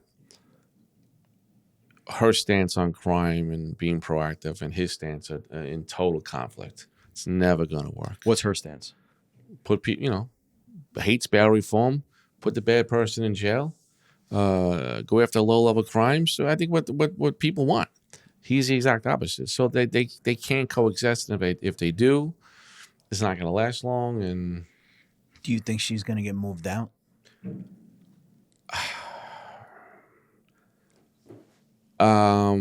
If she decides to stay, I think it'll be short-lived because you're going to be in conflict. Yeah. If you like blue and I like red and I'm the boss, it's going to be red. It's not going to be blue. Yeah, and he has to say. Yeah, he's the boss. The mayor runs the city. It's just wild that the police commissioner doesn't have a say in something like bail reform. No, it's all legal. It's all. She was very vocal on that discovery piece I was talking about, and her relationship with the governor and upstate doesn't want to hear bash from either. Yeah, please, I'll fix discovery. Shut up, not shut up, like because it kind of puts them on a hot seat. Yeah. So she can't change it, but she sure can have a big say, and she did. We all did. Sure. Every show I was on, so on recidivism, discovery, bail reform, and so we kept pounding. So we got to change. Joe, look up the best crime rates in the last 30 years in New York City. Which year? Is there anything that Mandami is saying that he does want to do that you do agree with? In part, he feels. Well, there's another false narrative. His only public safety sentiments are that he feels that the police officers are complaining that they have to go to too many 911 calls for mostly disturbed people. And that's affecting their ability to crime fight and their response time. Wrong. So you got to speak facts. New York City Police Department handles about 5.5 million 911 calls a year. They handle about another 1.5 million in 301, like those non-crime conditions. Okay. The number of radar runs for 911 calls for mostly disturbed people is 170,000. Wow. That's less than 3%. So that's a false narrative. And he wants he'd rather social workers engage in mostly disturbed people without the police being there. Okay. Let me know how that works out for you when a person gets stabbed to death. Or thrown out a window. Or thrown out a window or whatever, right? And then why? Now, let's take those 170,000 calls for service when 2 police officers show up and a person's having in mental stress. 99% of the 170,000, there's no issues. 1% of the time, we have to use some sort of force, and maybe 0.5% deadly physical force. Right. That speaks to training. Why would you want to tweak that? It's not an issue. No. It's a false issue. Right. Yeah. Like the cops are doing a good job with these. And it's not, and cops don't go, I've never heard a cop in 30 years complain about, I'm handling too many. No one likes those jobs, but they don't complain about them. Sure. They don't complain. Oh, my God, I went to so many mostly disturbed calls. Maybe it's something more. Maybe it's more to he knows that all these kids with the blue hair will become social workers. He wants to give them jobs. Well, so this is a good point. So now he wants to build a Department of Community Safety. All right. That's fine. But we'll do the crime work. That Department of Community Safety, let them handle the 1.5 million, we call them 301, quality life job, block driveway, dumpster dumping. Okay. Yeah. Good. Let them handle that part with the other agencies and the PD, because I think we always catch the bad guy. I think more people are concerned about quiet life than they are crime. Oh, People in their little block, they don't want to see an abandoned car. They don't want to see a school bus parked there for weeks. They don't want to see a homeless person on their corner by their favorite dry cleaner. That's the perception piece. People want to see that their little world. Yeah. They want it nice and neat. Broken window policing. Yeah, they don't. They know about crime. That nobody wants to get robbed, but in their day to day, they don't want garbage and homeless and abandoned cars. Because now think about it, beautiful, beautiful place we're here right now, right? If you went outside tomorrow and you start seeing these things, you'd be like, yeah, that's I don't like that. Then you start hearing about crime. When you put the two together, you say, well, what the hell is going on? Yeah. You expect one to come after the other type of thing. Well, what's going on? I'm hearing about a lot of crime. My block's a mess. Yeah. So if my block's a mess and I'm hearing crime around this location, then the whole thing must be a mess. Right. But if they cleaned up my block, I would think everything's You fine. would feel good. Yeah. I wouldn't really worry about the crime. You don't want people across town getting robbed or someone got murdered. Nobody wants that. Right. And you would opine on that. Yeah. But you wouldn't paint the whole picture. The whole place is a mess. You're Because not thinking about it. Yeah. Exactly. It's very interesting. Quality of life is the key to success.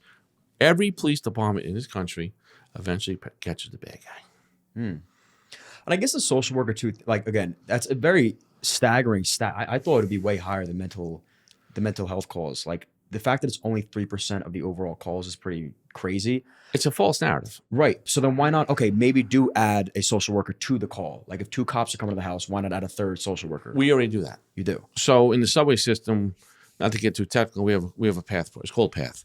We have cops, clinicians, Department of Homeless, and mental health. They all got on together, and they interdict a homeless person, and they try to get the person help. We already do this. Yeah. This is not something we reinvented the wheel. Mm-hmm. It's already done already. And we do it in the street, too, with homeless. How do you clean up the subway system? I mean, that's another question. Well, the subway is, it's just 460 miles of track. There's 4 million riders a day. And if you notice, people don't want to talk numbers anymore. Because when you talk about your numbers being good, what do they start saying now? No one's reporting crime. You're fudging the numbers. So you can't win that argument. Yeah. If crime is up, they talk about the numbers. Right. When crime is down, your numbers bullshit. That's a new thing. So it's hard to. But let's go back to the perception piece again. If you go down to the subway station and you see 2 cops standing by the platform where the conductor shows up, you feel good. Mm-hmm. I can't feel good. If there's no homeless laying out, okay, it looks good. Looks good. Sounds I good to me. got 2 cops. There's no homeless. Yeah. Trains on time. All right, I feel good. It's hard to control 4 million people's perceptions. You just got to keep plugging at it. Yeah. That's very hard. It's so subjective. Now, does that fall under you too? Transit. Yeah. Transit Yeah. does. Oh, yeah. wow. So Holy chief cow. department's got all. Oh my god. Basically has like just about everything. And so you don't think the answer is just more cops down there? Like, why doesn't every train have a cop on it? Well, it's a lot of trains, a lot of cops. It's a lot of cops. So statistically, 60% of the crime happens on the platform, And not not on by the turnstile, not in walkways. It's on the platform, and say another 25% happen on the train. So to your point, why couldn't it be? But you can't. You got to put them where they need them. So It's there's impossible. there's things you do when a train pulls in. You might surge some cops to where there's problems, and you'll see all cops step on a train. Look, that makes you feel good. So there's ways to do it. You change that perception. It's so hard. I mean, it's impossible. It's so interesting because now that you're saying it again, like, I think about the subway system, I'm like, oh man, it's horrible. But what I think about really is the smell, the homeless going crazy, what they're doing. It's not really crimes, it's more perception of Right, and that's not that we have when I say we, the police department has a piece in that, but we're not the end all. We don't have there's no beds. They did away with all the facilities. We don't know what the clinicians are legally supposed to do. So when we take homeless off the train or people in mental stress, we could bring them to the hospital. They give them a pill. Say good luck out there. That's not a system. Yeah. So we do our part, but everyone else has to do their part. Then you got to codify it in law. So it's a mess. But we get, police departments we do things we're not supposed to be doing. Yeah, there's so much more that goes into that. Yeah, than just it's the police. yeah. You can't you could throw a homeless guy out of the station. All right, beat it. He's just gonna go down to the next station, and come back on. It's tough. And I guess even the question, what do you do, is so complex.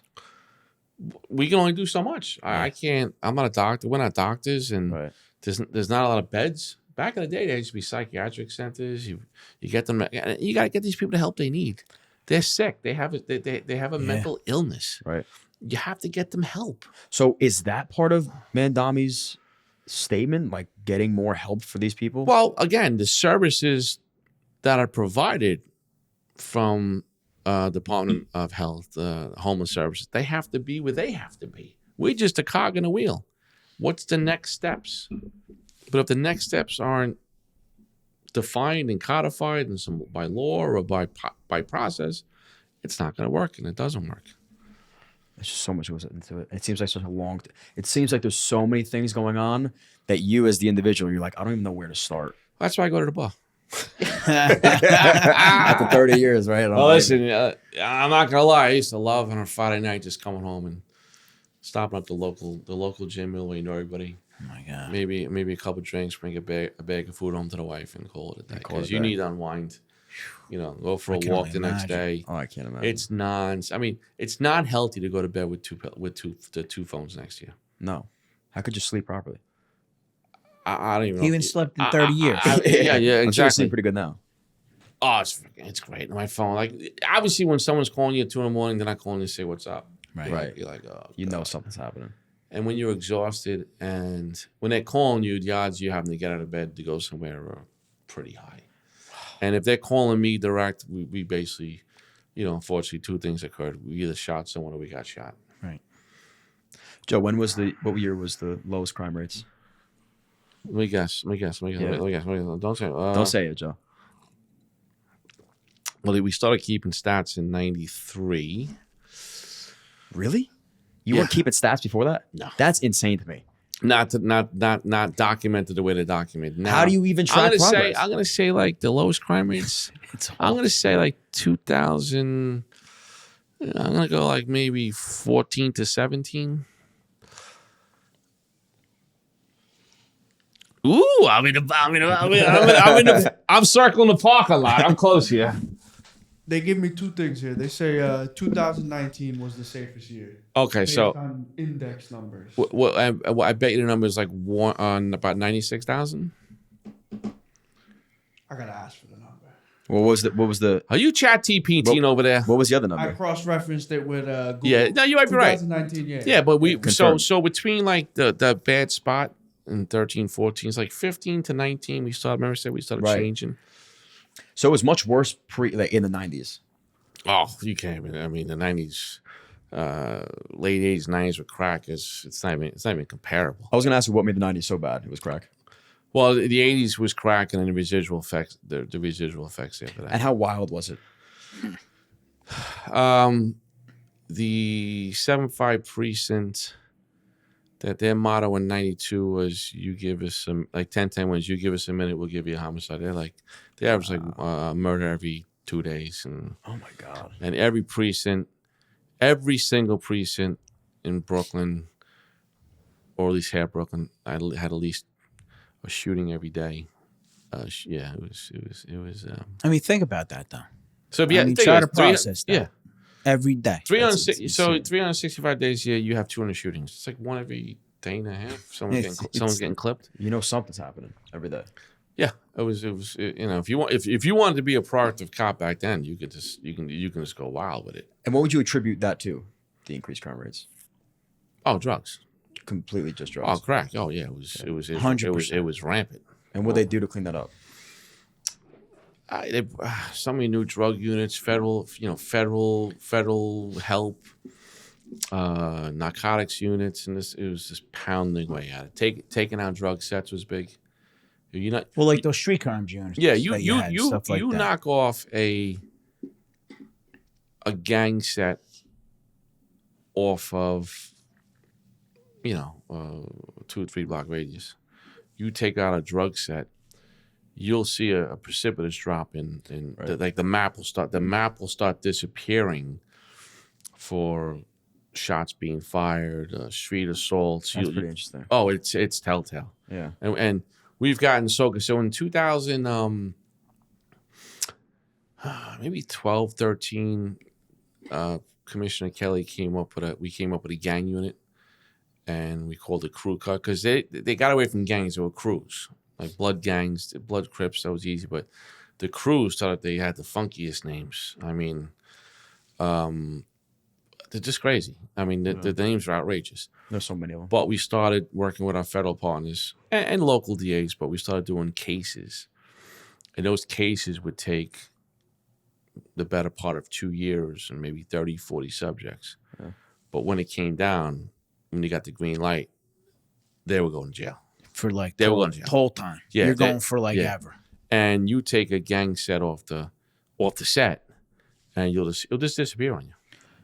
How interconnected were the gangs or the crews and like the mob? No, so when I say crews, I'm talking about a bunch of young kids. So normally what happens is you'd have the OGs, and there'd always be a baby crew underneath doing it. all the work. The up and comings, the young kids, and they would just replace. Mhm. They would replace. So you had to know all the sets. You had to know who was fighting with who if Right. you had to do it properly. So between Bed-Stuy and East, got a lot of different gangs. Then you got crossover to other parts of the city. So our whole gang apparatus was pretty good. And then,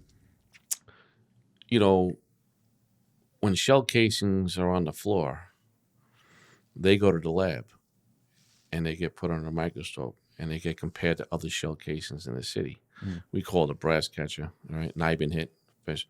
But that brass will tell you where that gun is going, and you could circle it around the gang, and you can almost say, all right, this gun belongs to this gang, this gun belongs to this gang. We know they fight. We got intel that now they're fighting with their friends. It just paints a picture. Right. And you have to have timelines. You have to have the players, the vulnerabilities of each player. You got to know what you're doing, and you got to be able to move really fast. There are times I would be on a call at midnight on a Sunday because shit happens so bad that we don't have time to wait till the morning. We got to get to the morning to regroup. We can't wait till the morning. So it was you got to kind of know what you're doing. Sure. Hectic. It's all Well, there. like it was funny because like with us in the state police, like if something would kick off in New York, like if a cop would get, God forbid, killed, we would be like just sitting there going, they're gonna have him in 12 hours because these guys were that like they were just that good, and it's personal. Well, that was personal. I tell you what, and to your point, it is so hard to commit a crime these days. If we had 1,000 more detectives, we could solve pretty much between cameras, phones, body-worn cameras, Right. social media. Bad guys, they're not really smart. Some are, but not a lot. Like they like to do robberies and shootings in like their favorite shirt. It's so crazy. No, am I right or wrong? Right? Like, No, you you're would right. think you're gonna do something good. Just wear all black, black. They go out with their favorite banana colored shirt, and then you backtrack and you see their social media. There they are with their banana color. There they are with their shirt. Then I think it might be John.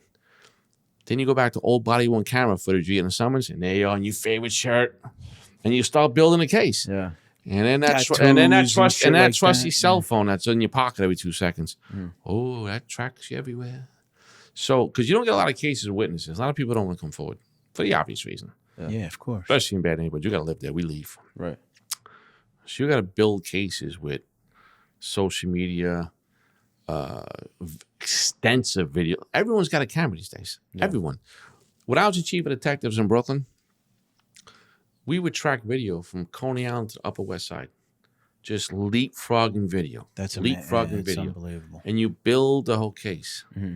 and then you layer it with, his cell phone was kind of following him on the cell tower, and there's his favorite sneakers, and he's wearing these sneakers over here, Right. and there's that banana colored shirt over here, and you put it all together, and the DA would say, "Go get him." Well, I'm happy you brought up the DA because last week we actually had an agent on, James Hunt. And I'm so curious about the connection between the two units, I guess you would say. Like, when would they start to get involved, or what was your relationship like with the DA? All right, so a lot of people don't know this. In New York City, we cannot make a murder arrest without the green light of the district attorney. You can't make the arrest? No. He said DEA. Oh, the DEA. DEA. Oh, I apologize. All right, so we have relationships with HSI, DEA, FBI, ATF. We all know each other. Mm-hmm. We all know the special agents. We all know the line prosecutors, and we can't live without each other. Right. And a lot of times, the federal case has better exposure. When I say exposure, put someone in jail, than the local DA does. And they'll talk, and they'll say, okay, let the feds run with this one. Let the ATF run with it. Let the HSI run it. A lot of those gang cases we do with the federal partners because, again, their laws are much stricter. RICO is much stricter. RICO, yeah. You Go know, to jail forever. Gun arrest. They could do sometimes more with a gun arrest than a local DA can. And when you have one of your worst gang members, you caught him slipping. And he's got a piece on him. He's a predicate felon. He's got a gun. The feds are gonna take that. We actually it's called trigger lock. They're gonna trigger lock that person, and he's going to jail for a long time.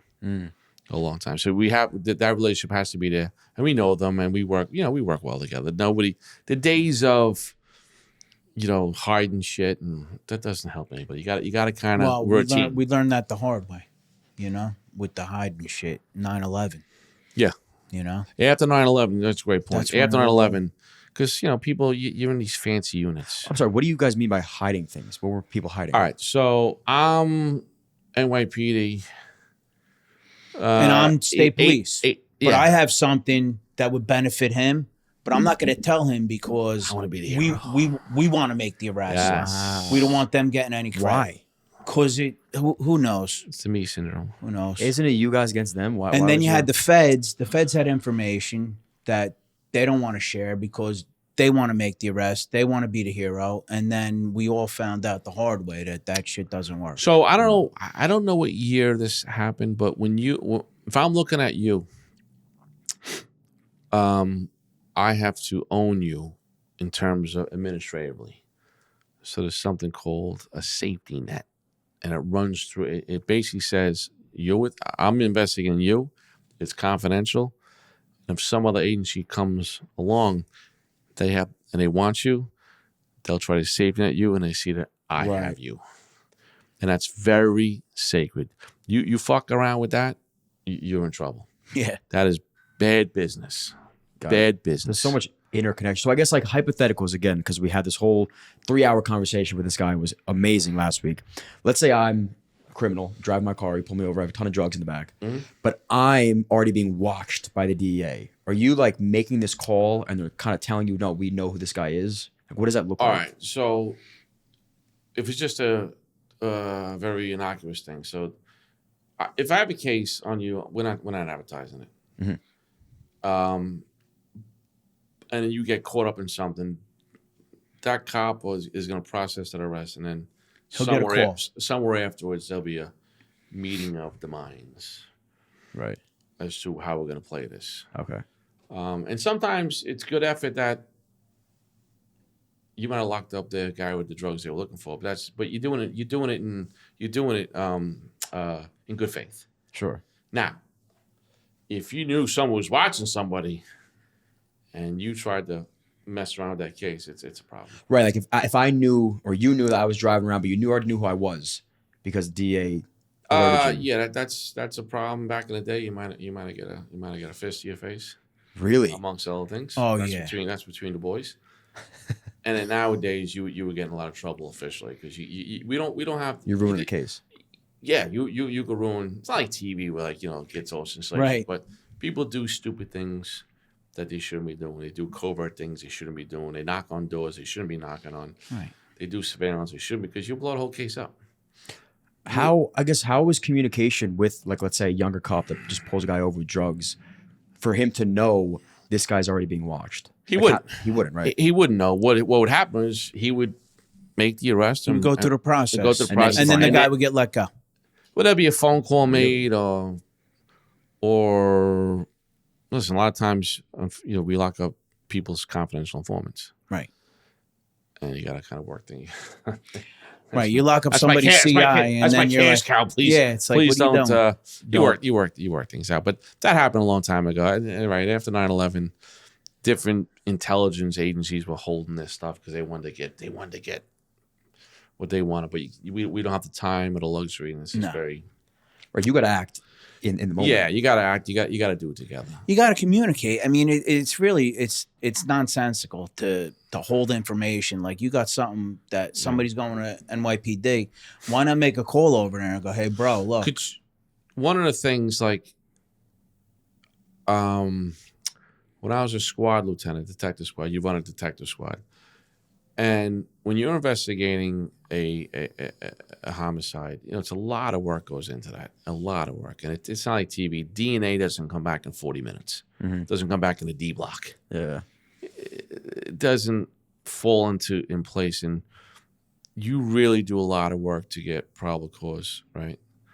And if you knew there was someone out there that information to help your case, and they held it back from you'd want to go punch them in the face. That would you don't do that. Yeah. But it doesn't happen much more. But The old, I mean, I hate, I don't want to sound like this old guy, but the old days of somebody doing something fucked up and it getting handled in the parking lot kind of works stuff out sometimes. Yeah. Now if you did that, they were telling you. Yeah. They would tell. Yeah, They just Your generation. yeah. Yeah, Well, you can blame you them. get your ass kicked. Years ago, you got to be going. I guess because now you go tell. He hit me. Yeah, I mean, I'm not in it and was never in it, so it just wouldn't even make sense to me. Why You would would I never withhold? tell. Well, I would never tell, but why would I withhold information from the guys that? Because people want to be a hero. Yeah, I guess you want. Dun to dun dun syndrome. Right, right, There's right. Looking up my People shirt and I wanna got be an a hero. S. I got him. I want to. I got him. You got shit. Is what you got. Right. Well, again, going back to the conversation from last week, it seemed like the mob ran a lot of the drugs. in So areas. the mafia. Well, you decided to see the mafia cases. There's the gambling cases. Yeah. They just had another one. in Manhattan. You got Jersey, right? Manhattan, and some crossover. I know a couple of kids. into the NBA. It's It's stupid. it's gambling, but it's almost like victimless. You just can't get greedy. Yep. But I grew up in Bay Ridge, Brooklyn, and Bay Ridge, Brooklyn's right next to Dyker Heights, Brooklyn. Dyker Heights was like the Colombo crime family, but it was It was the boys. if you're doing any work on the mafia, look, they went to every racket. They got $2 for every window. Any window that got installed in New York City, they got $2. They went into everything, but it was business. It was when you watch mafia shows, it wasn't personal. Mhm. It was business. Everyone knew the rules. If you wanted to be in the club, if you will, and if you didn't follow rules, there were consequences. Yeah. But it all came down like 91 in the Colombo internal Colombo war when Rudy Giuliani came in with RICO, and that was the beginning of the end from 91 to maybe 2000, where they all got wiped out.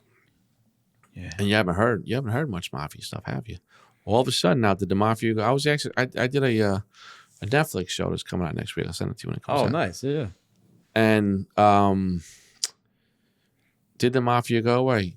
They got, if you ask my opinion, they got severely decimated, but did they go away?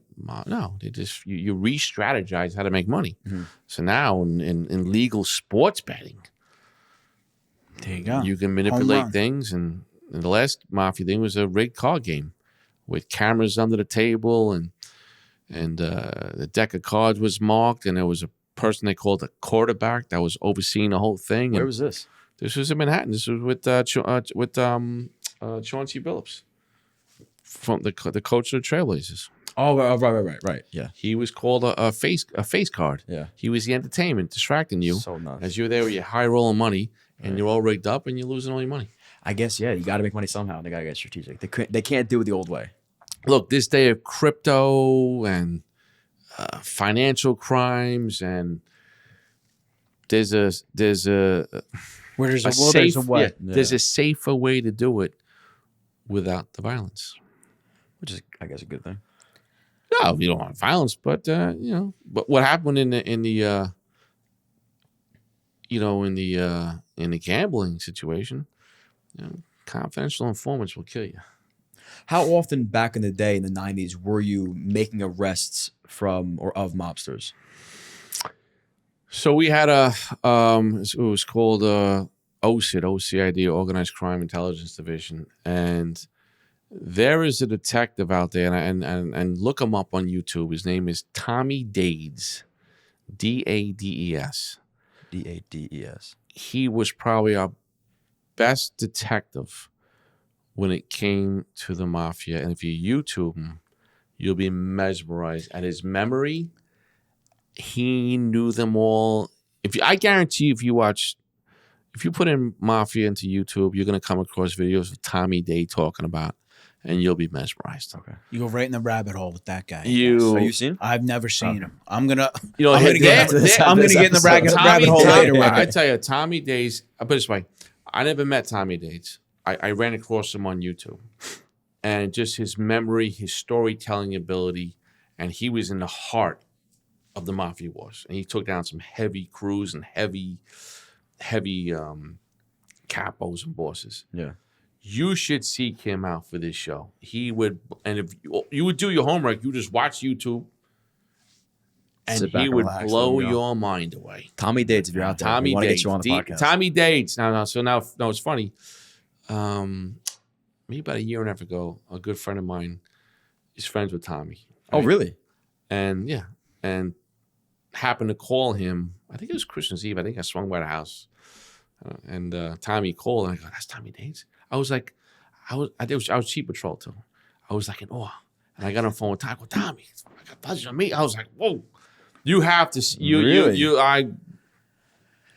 Tommy Dates." All right, let's find Mafia. You ever see Sammy Bull's podcast? Yeah, it's our thing. Yeah. So once you start watching that, YouTube has the analog and knows what you want to watch. They'll show me some Tommy Dates now. We said it enough times where I better get some Tommy Dates on my feed. Right, maybe somebody knows. If I tell you what, if when you watch it, if you want to reach out to him, if you have no problem, reach out to him. I'll reach out to him. Yeah, that'd be great. He's unbelievable. Bookmark that show. We're gonna reach out to Tommy Dates after this. So where are you at now? You're retired and living a retirement life? So I'm working on a goatee. Nice. Yeah, I see that. Yeah, you look great. Yeah, it's not bad. So this is how it went down. All right, this is how it went down. So I told you I was miserable, tired. I just had enough. And it was Sunday in September when Mayor Adams is my guy. You want to talk about a guy who let us play offense, West Coast style. If you watch football, throw the ball down the field, make no apologies. That was the man. Love him. And he dropped out of the mayor's race on a Monday. And I knew, I'm like, all right, it's time. Oh, so that was it.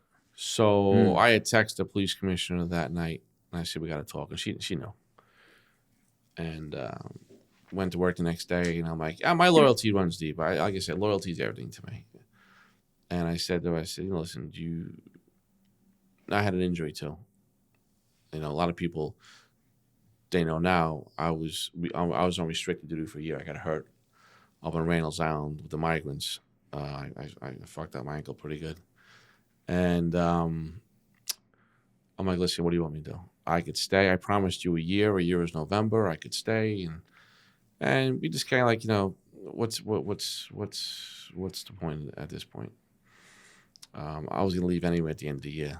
Yeah. So we decided then and there that I would pack it in. So now the question becomes: usually when you retire, you got all these ceremonies, walkout things, and I don't want nothing to do with it, man. I was just done. And at this day and age, half the people, when you do a walkout, half the people they want you to spot. Listen, it gets very lonely at the top, man. it's a to get to the top. I don't know how the hell I made it here, but I did. It's like a salmon swimming, like a bear's gonna eat you, but you keep going. Right? That's a good way to I put like it. that analogy. Like, and all the shit I got involved in, like, I should have been dead 5 times over. Just crazy stuff. But how do you make it here? I don't know. You love it. You a little luck, a little this, a little that.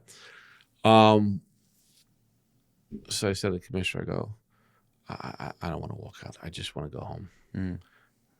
I don't want any luncheon. This might sound a little cold, but I didn't want the big bagpipe thing, walking out, and I didn't want it. So I was supposed to stay till October 8th, which was a Wednesday. But that Friday, I knew I was coming back, but I didn't tell nobody. I had my shit packed, had my drivers come get it on Saturday, and me and my drivers went to the bar on that Friday. I got absolutely hammered. Okay, that's what you're supposed to do. Absolutely, that was my retirement That party. was the ceremony. That was my walkout. There you go. My wife and kids came. They go, just let them go. Let them go. Let them go. Just, and that was it. And then, so now what am I doing? Retirement's great. I mean, it's a wild thing to just wake up and go, wow, I'm not doing that today. You don't have I'm going to sleep in. I'm going to watch Sunday football. I'm going to do whatever the hell I want to do. The pension's very good. I'm not going to lie. I never have to work a day. Well, you can look up my pension. I did. Because the Daily News. But I saw that. yeah, they said it's $295 a year tax free. It's actually $307. Wow. But they get it wrong. Okay. I got hurt. That's but they hate on you because they think it's all. Listen, God bless you. It's Whatever all, you get, you it's get. all. But now, one of the things I kind of stumbled across, remember I was talking about that power of information? Mm-hmm. I did so much media because my 2 bosses at the time, who I loved, they didn't want to do media. So the mayor's like, yo, who's going to get out there, control the narrative? So it was like, give it to Mikey, he'll eat it. So he threw me out there. And people are like, he's on every station every night. And people just took a liking to it. And I didn't know back then, 2 years ago, that doing all the press conferences, Fox National, you name it, I didn't know that was going to give me a very lucrative career, which I'm embarking on now, with a couple of media outlets. I got a couple of TV shows I'm about to start. Oh, that's awesome. Oh, nice. God bless. I actually did a 15-series TV show. It's probably coming out in January. That they're still selling it. But 15 episodes, I gave them. It was a show. Dr. Phil did the show. It was based on football behind Hard Knocks, Right. behind the scenes. So they filmed us like you asked before, like how do you do this? And that's how, behind the scenes, how do cops just don't go home and plug themselves into a USB port and come back fully charged. Right. We have families and crazy families and mortgages and crazy kids. We're humans. So they wanted to film behind the scenes. And I gave them shit. They put a camera in my refrigerator. Oh, no shit. You gave him total access. So it was myself, my partner, Kaz, and it did like 4 cops, right? So it's going. But then halfway during the series, I started talking about retirement, naturally, not for the series. So the storyline kind of went, they walked through every process of my retirement. Oh, that's cool. Talking to my family in the backyard, having a beer and contemplating an intimate conversation. Well, how intimate with your wife when you talk is you can't be yourself in the camera. I don't give a shit. There's no such thing as real life TV because you're still not going to act. Of course not. So I gave him complete access. So it was supposed to be 8 series. Now it's like the 15. Wow. 13, 14, 15 right now. So it should be coming out in January. That's good for my media business. They're actually right. I tell my wife, I go, you're lucky you're married to me, sweetheart. Because let me tell you, if I was single with this goatee out there, forget it. She caught a good one. And as if you listen to Sid Rosenberg today, if you go on 770, his show is broken out. You get a line like they were nicknamed as Big Sexy. I'm Big Sexy. Big Sexy. That's a good nickname. I'm Big Sexy. Better than my nickname. And I was, Yeah, better than your name. Big Sexy. You gotta have fun because look, at the end of the day, right? And I open up a consulting company. Oh, good. With a dear friend of mine, Tariq Shepard, another retired chief. Harlem Bridge Advisors. We're getting it up and running. We got like a lot of people. The world's changing. Technology, policing, security, executive protection. It's all changing. So we have a lot of clients out there that want to get with us. So I'm doing a lot of things that are fun that I like to do. Do they potentially pay very good money? Yeah, sure they do. I mean, would I be lying if I want a little taste of some little extra cheddar to pay the kids' college bills off and get a Jersey Shore? No doubt about it. Right. But if all else fails, I still don't have to work. I still don't have to work a day in my life again. Right. That's awesome. How's Dr. Phil? He's the best. He is. He seems like a So you know how we met? Do you remember the 2 cops got jumped in Times Square by the 14 migrants? It was February of 23. Yeah. So we had a press conference, not about that. We had a big crime breakfast or some shit like that. And since all the press there, we were gonna do like an impromptu stand up. And I was just window dressing that day. And my partner Tariq was the public information chief. And he goes, "Can you take this next question?" I go, "Yeah, I'll take it, whatever." And I knew about what happened in Times Square, but I wasn't so well versed in it the way I would like to have been. Yeah. But when they asked me the question, I just went off the rails, not in a bad way.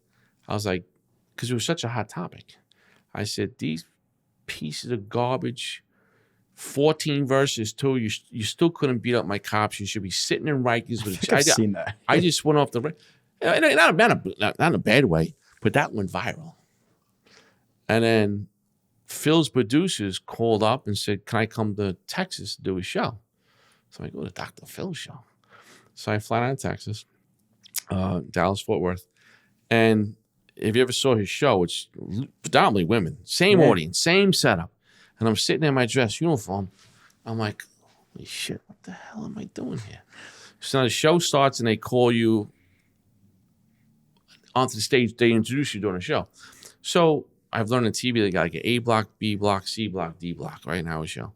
I figured I'm up there just like the A block. And I'm sitting in a high leather chair. I'm sitting there. I'm saying to myself, I can't believe I'm on a fucking Dr. Phil show. This is bizarre. I've watched it, you've seen it. It's a household thing. Yeah, of course. Yeah, of course. So next thing you know, I realized I'm up here for the whole show. The whole thing? Whole thing. So then it really went well. And he goes, that really went well. You want to do another one? So I go, stupid, ask me. I go, sure, I'll fly back again. He goes, watch. So to do a second show, I'm in dress uniform. He's in a dark blue suit. No one's really clocking the suit. She's all right, goodbye. And then he go to commercial and he goes, all right, we're here for day 2. I'm like, oh, that was pretty cool. Wow, they just So we did another show for an hour, and I'm still sitting there going, I can't fucking believe I'm sitting here on a Dr. Phil show. And our relationship took off from there. What was the show about? Like, what was just? Because at the time it was about the influx of migrants and crime, and at the time in New York City we had motorbikes doing migrant robberies, dragging women, It was a big thing. Mm-hmm. And then a couple of times Phil and I lost one of my cops, Jonathan Dill, in March of 23. And Phil came up to talk to the cops, and we took him on patrol with us, and that became a YouTube thing, and we just became. He's just a really good guy. He's just so monotone, so conscientious, so practical, and he's down the middle. He doesn't pick a side. Yeah. But if his opinion lies on one side, then so be it. Right. But really, really good guy. That's exciting. Really, awesome. Really good guy. He's an actual doctor, right? I did a podcast with him the other day. He has Oh, you did? He has this podcast about true crime. I analyzed a case that was a missing persons case from 2004. I did his first inaugural show in his new studio. So it's pretty wild. And Dallas is a pretty cool place. I'm not gonna. Dallas is. Yeah, yeah. It's a field thing. You go. You. Big Daddy's Uncle Phil's best friend. Big Sexy is rocking. Yeah. Big Sexy and Dr. Phil. Yes. Holy shit. I Big love Sexy that. and I'm looking Uncle forward and to that, Dr. man. Phil. That's great. Well, listen, John, this has been phenomenal. Thank you so much. No, for you guys are coming doing on. great. I could talk about this. No, stuff we all day listen. long. We may have to have you Hey. back on because this has been great. But we do ask the guests 2 questions before Sure. the podcast. In your career, what has been the lowest of your low, and what has been the highest of your high? Oh man, I lowest of the low. I think cops that I knew that lost their lives. Yeah, that I've had quite a few, unfortunately, and it'll continue. Hopefully, not as just as minimal as possible. So that's always the low. I think the high for me would just be the whole career, just the ride, if you have kids, you tell your kids if you don't love what you do. Or if I didn't love what I did, I couldn't imagine living. So the whole cumulative ride of all the crazy shit you did, all the times you should have been dead, some good arrests you made, some things we had your head like, what the hell was I thinking? And just the fun. I can go on and on, but the cumulative ride, I'll put it as a collective. Love that. It's a good That's one. a great answer. That's because it was it was crazy. He's a professional. Yeah, I mean, again, I don't tell congrats, the war stories, man. I like telling the stories where I fucked up, That's all and that's- like don't Humility. Don't Yeah, tell Humility nobody. at its best. Don't tell nobody. No, this has been a really fun episode. So again, thank Nah, you. no. I just this is anytime, fellas, and Absolutely.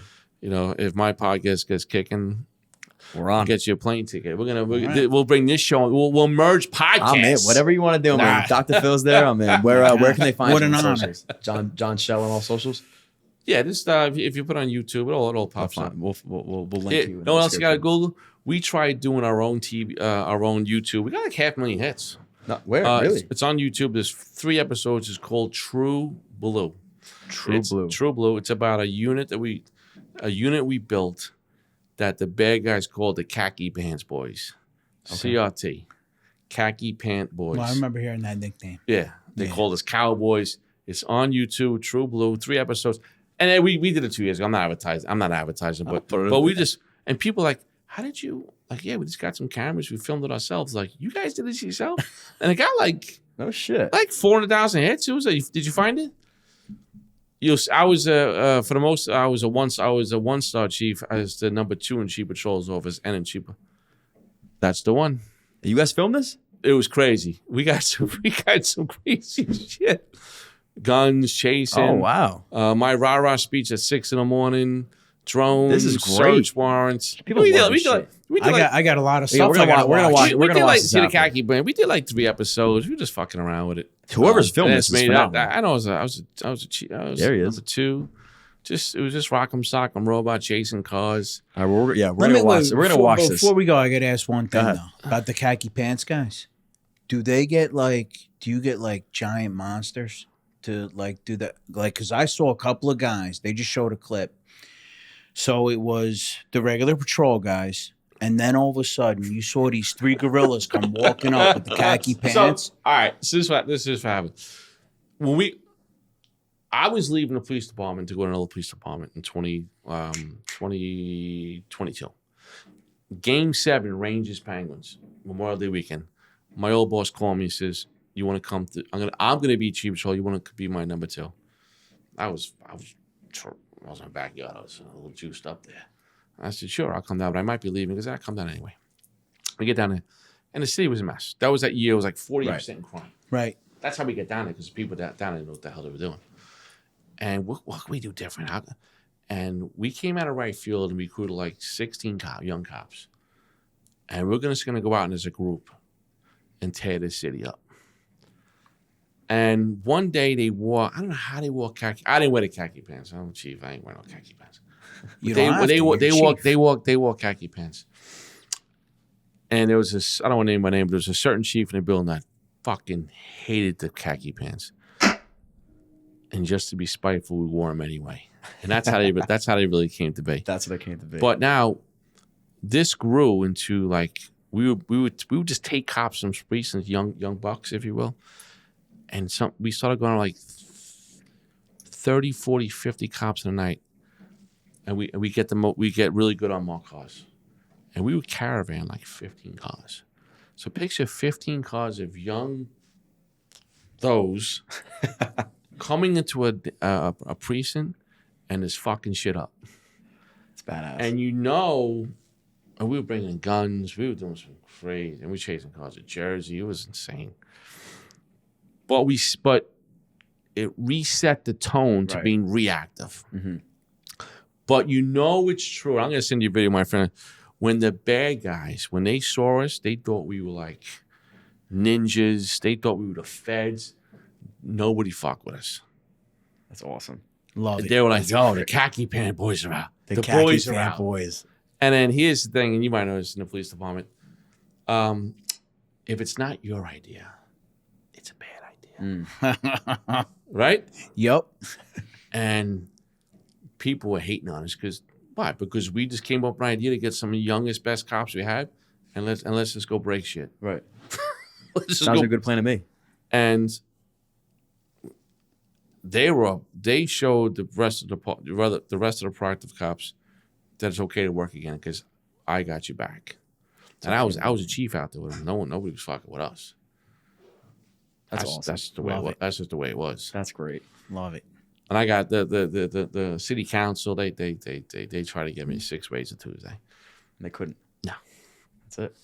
No, I would tell them, in my mind, and say, yeah, you can talk to my friend. These nuts. Goodbye. Yeah, right. See ya. That's awesome. Well, again, John, thank you so much. That's it for today, everybody. Like, subscribe, share, all that good stuff. Peace. Yeah.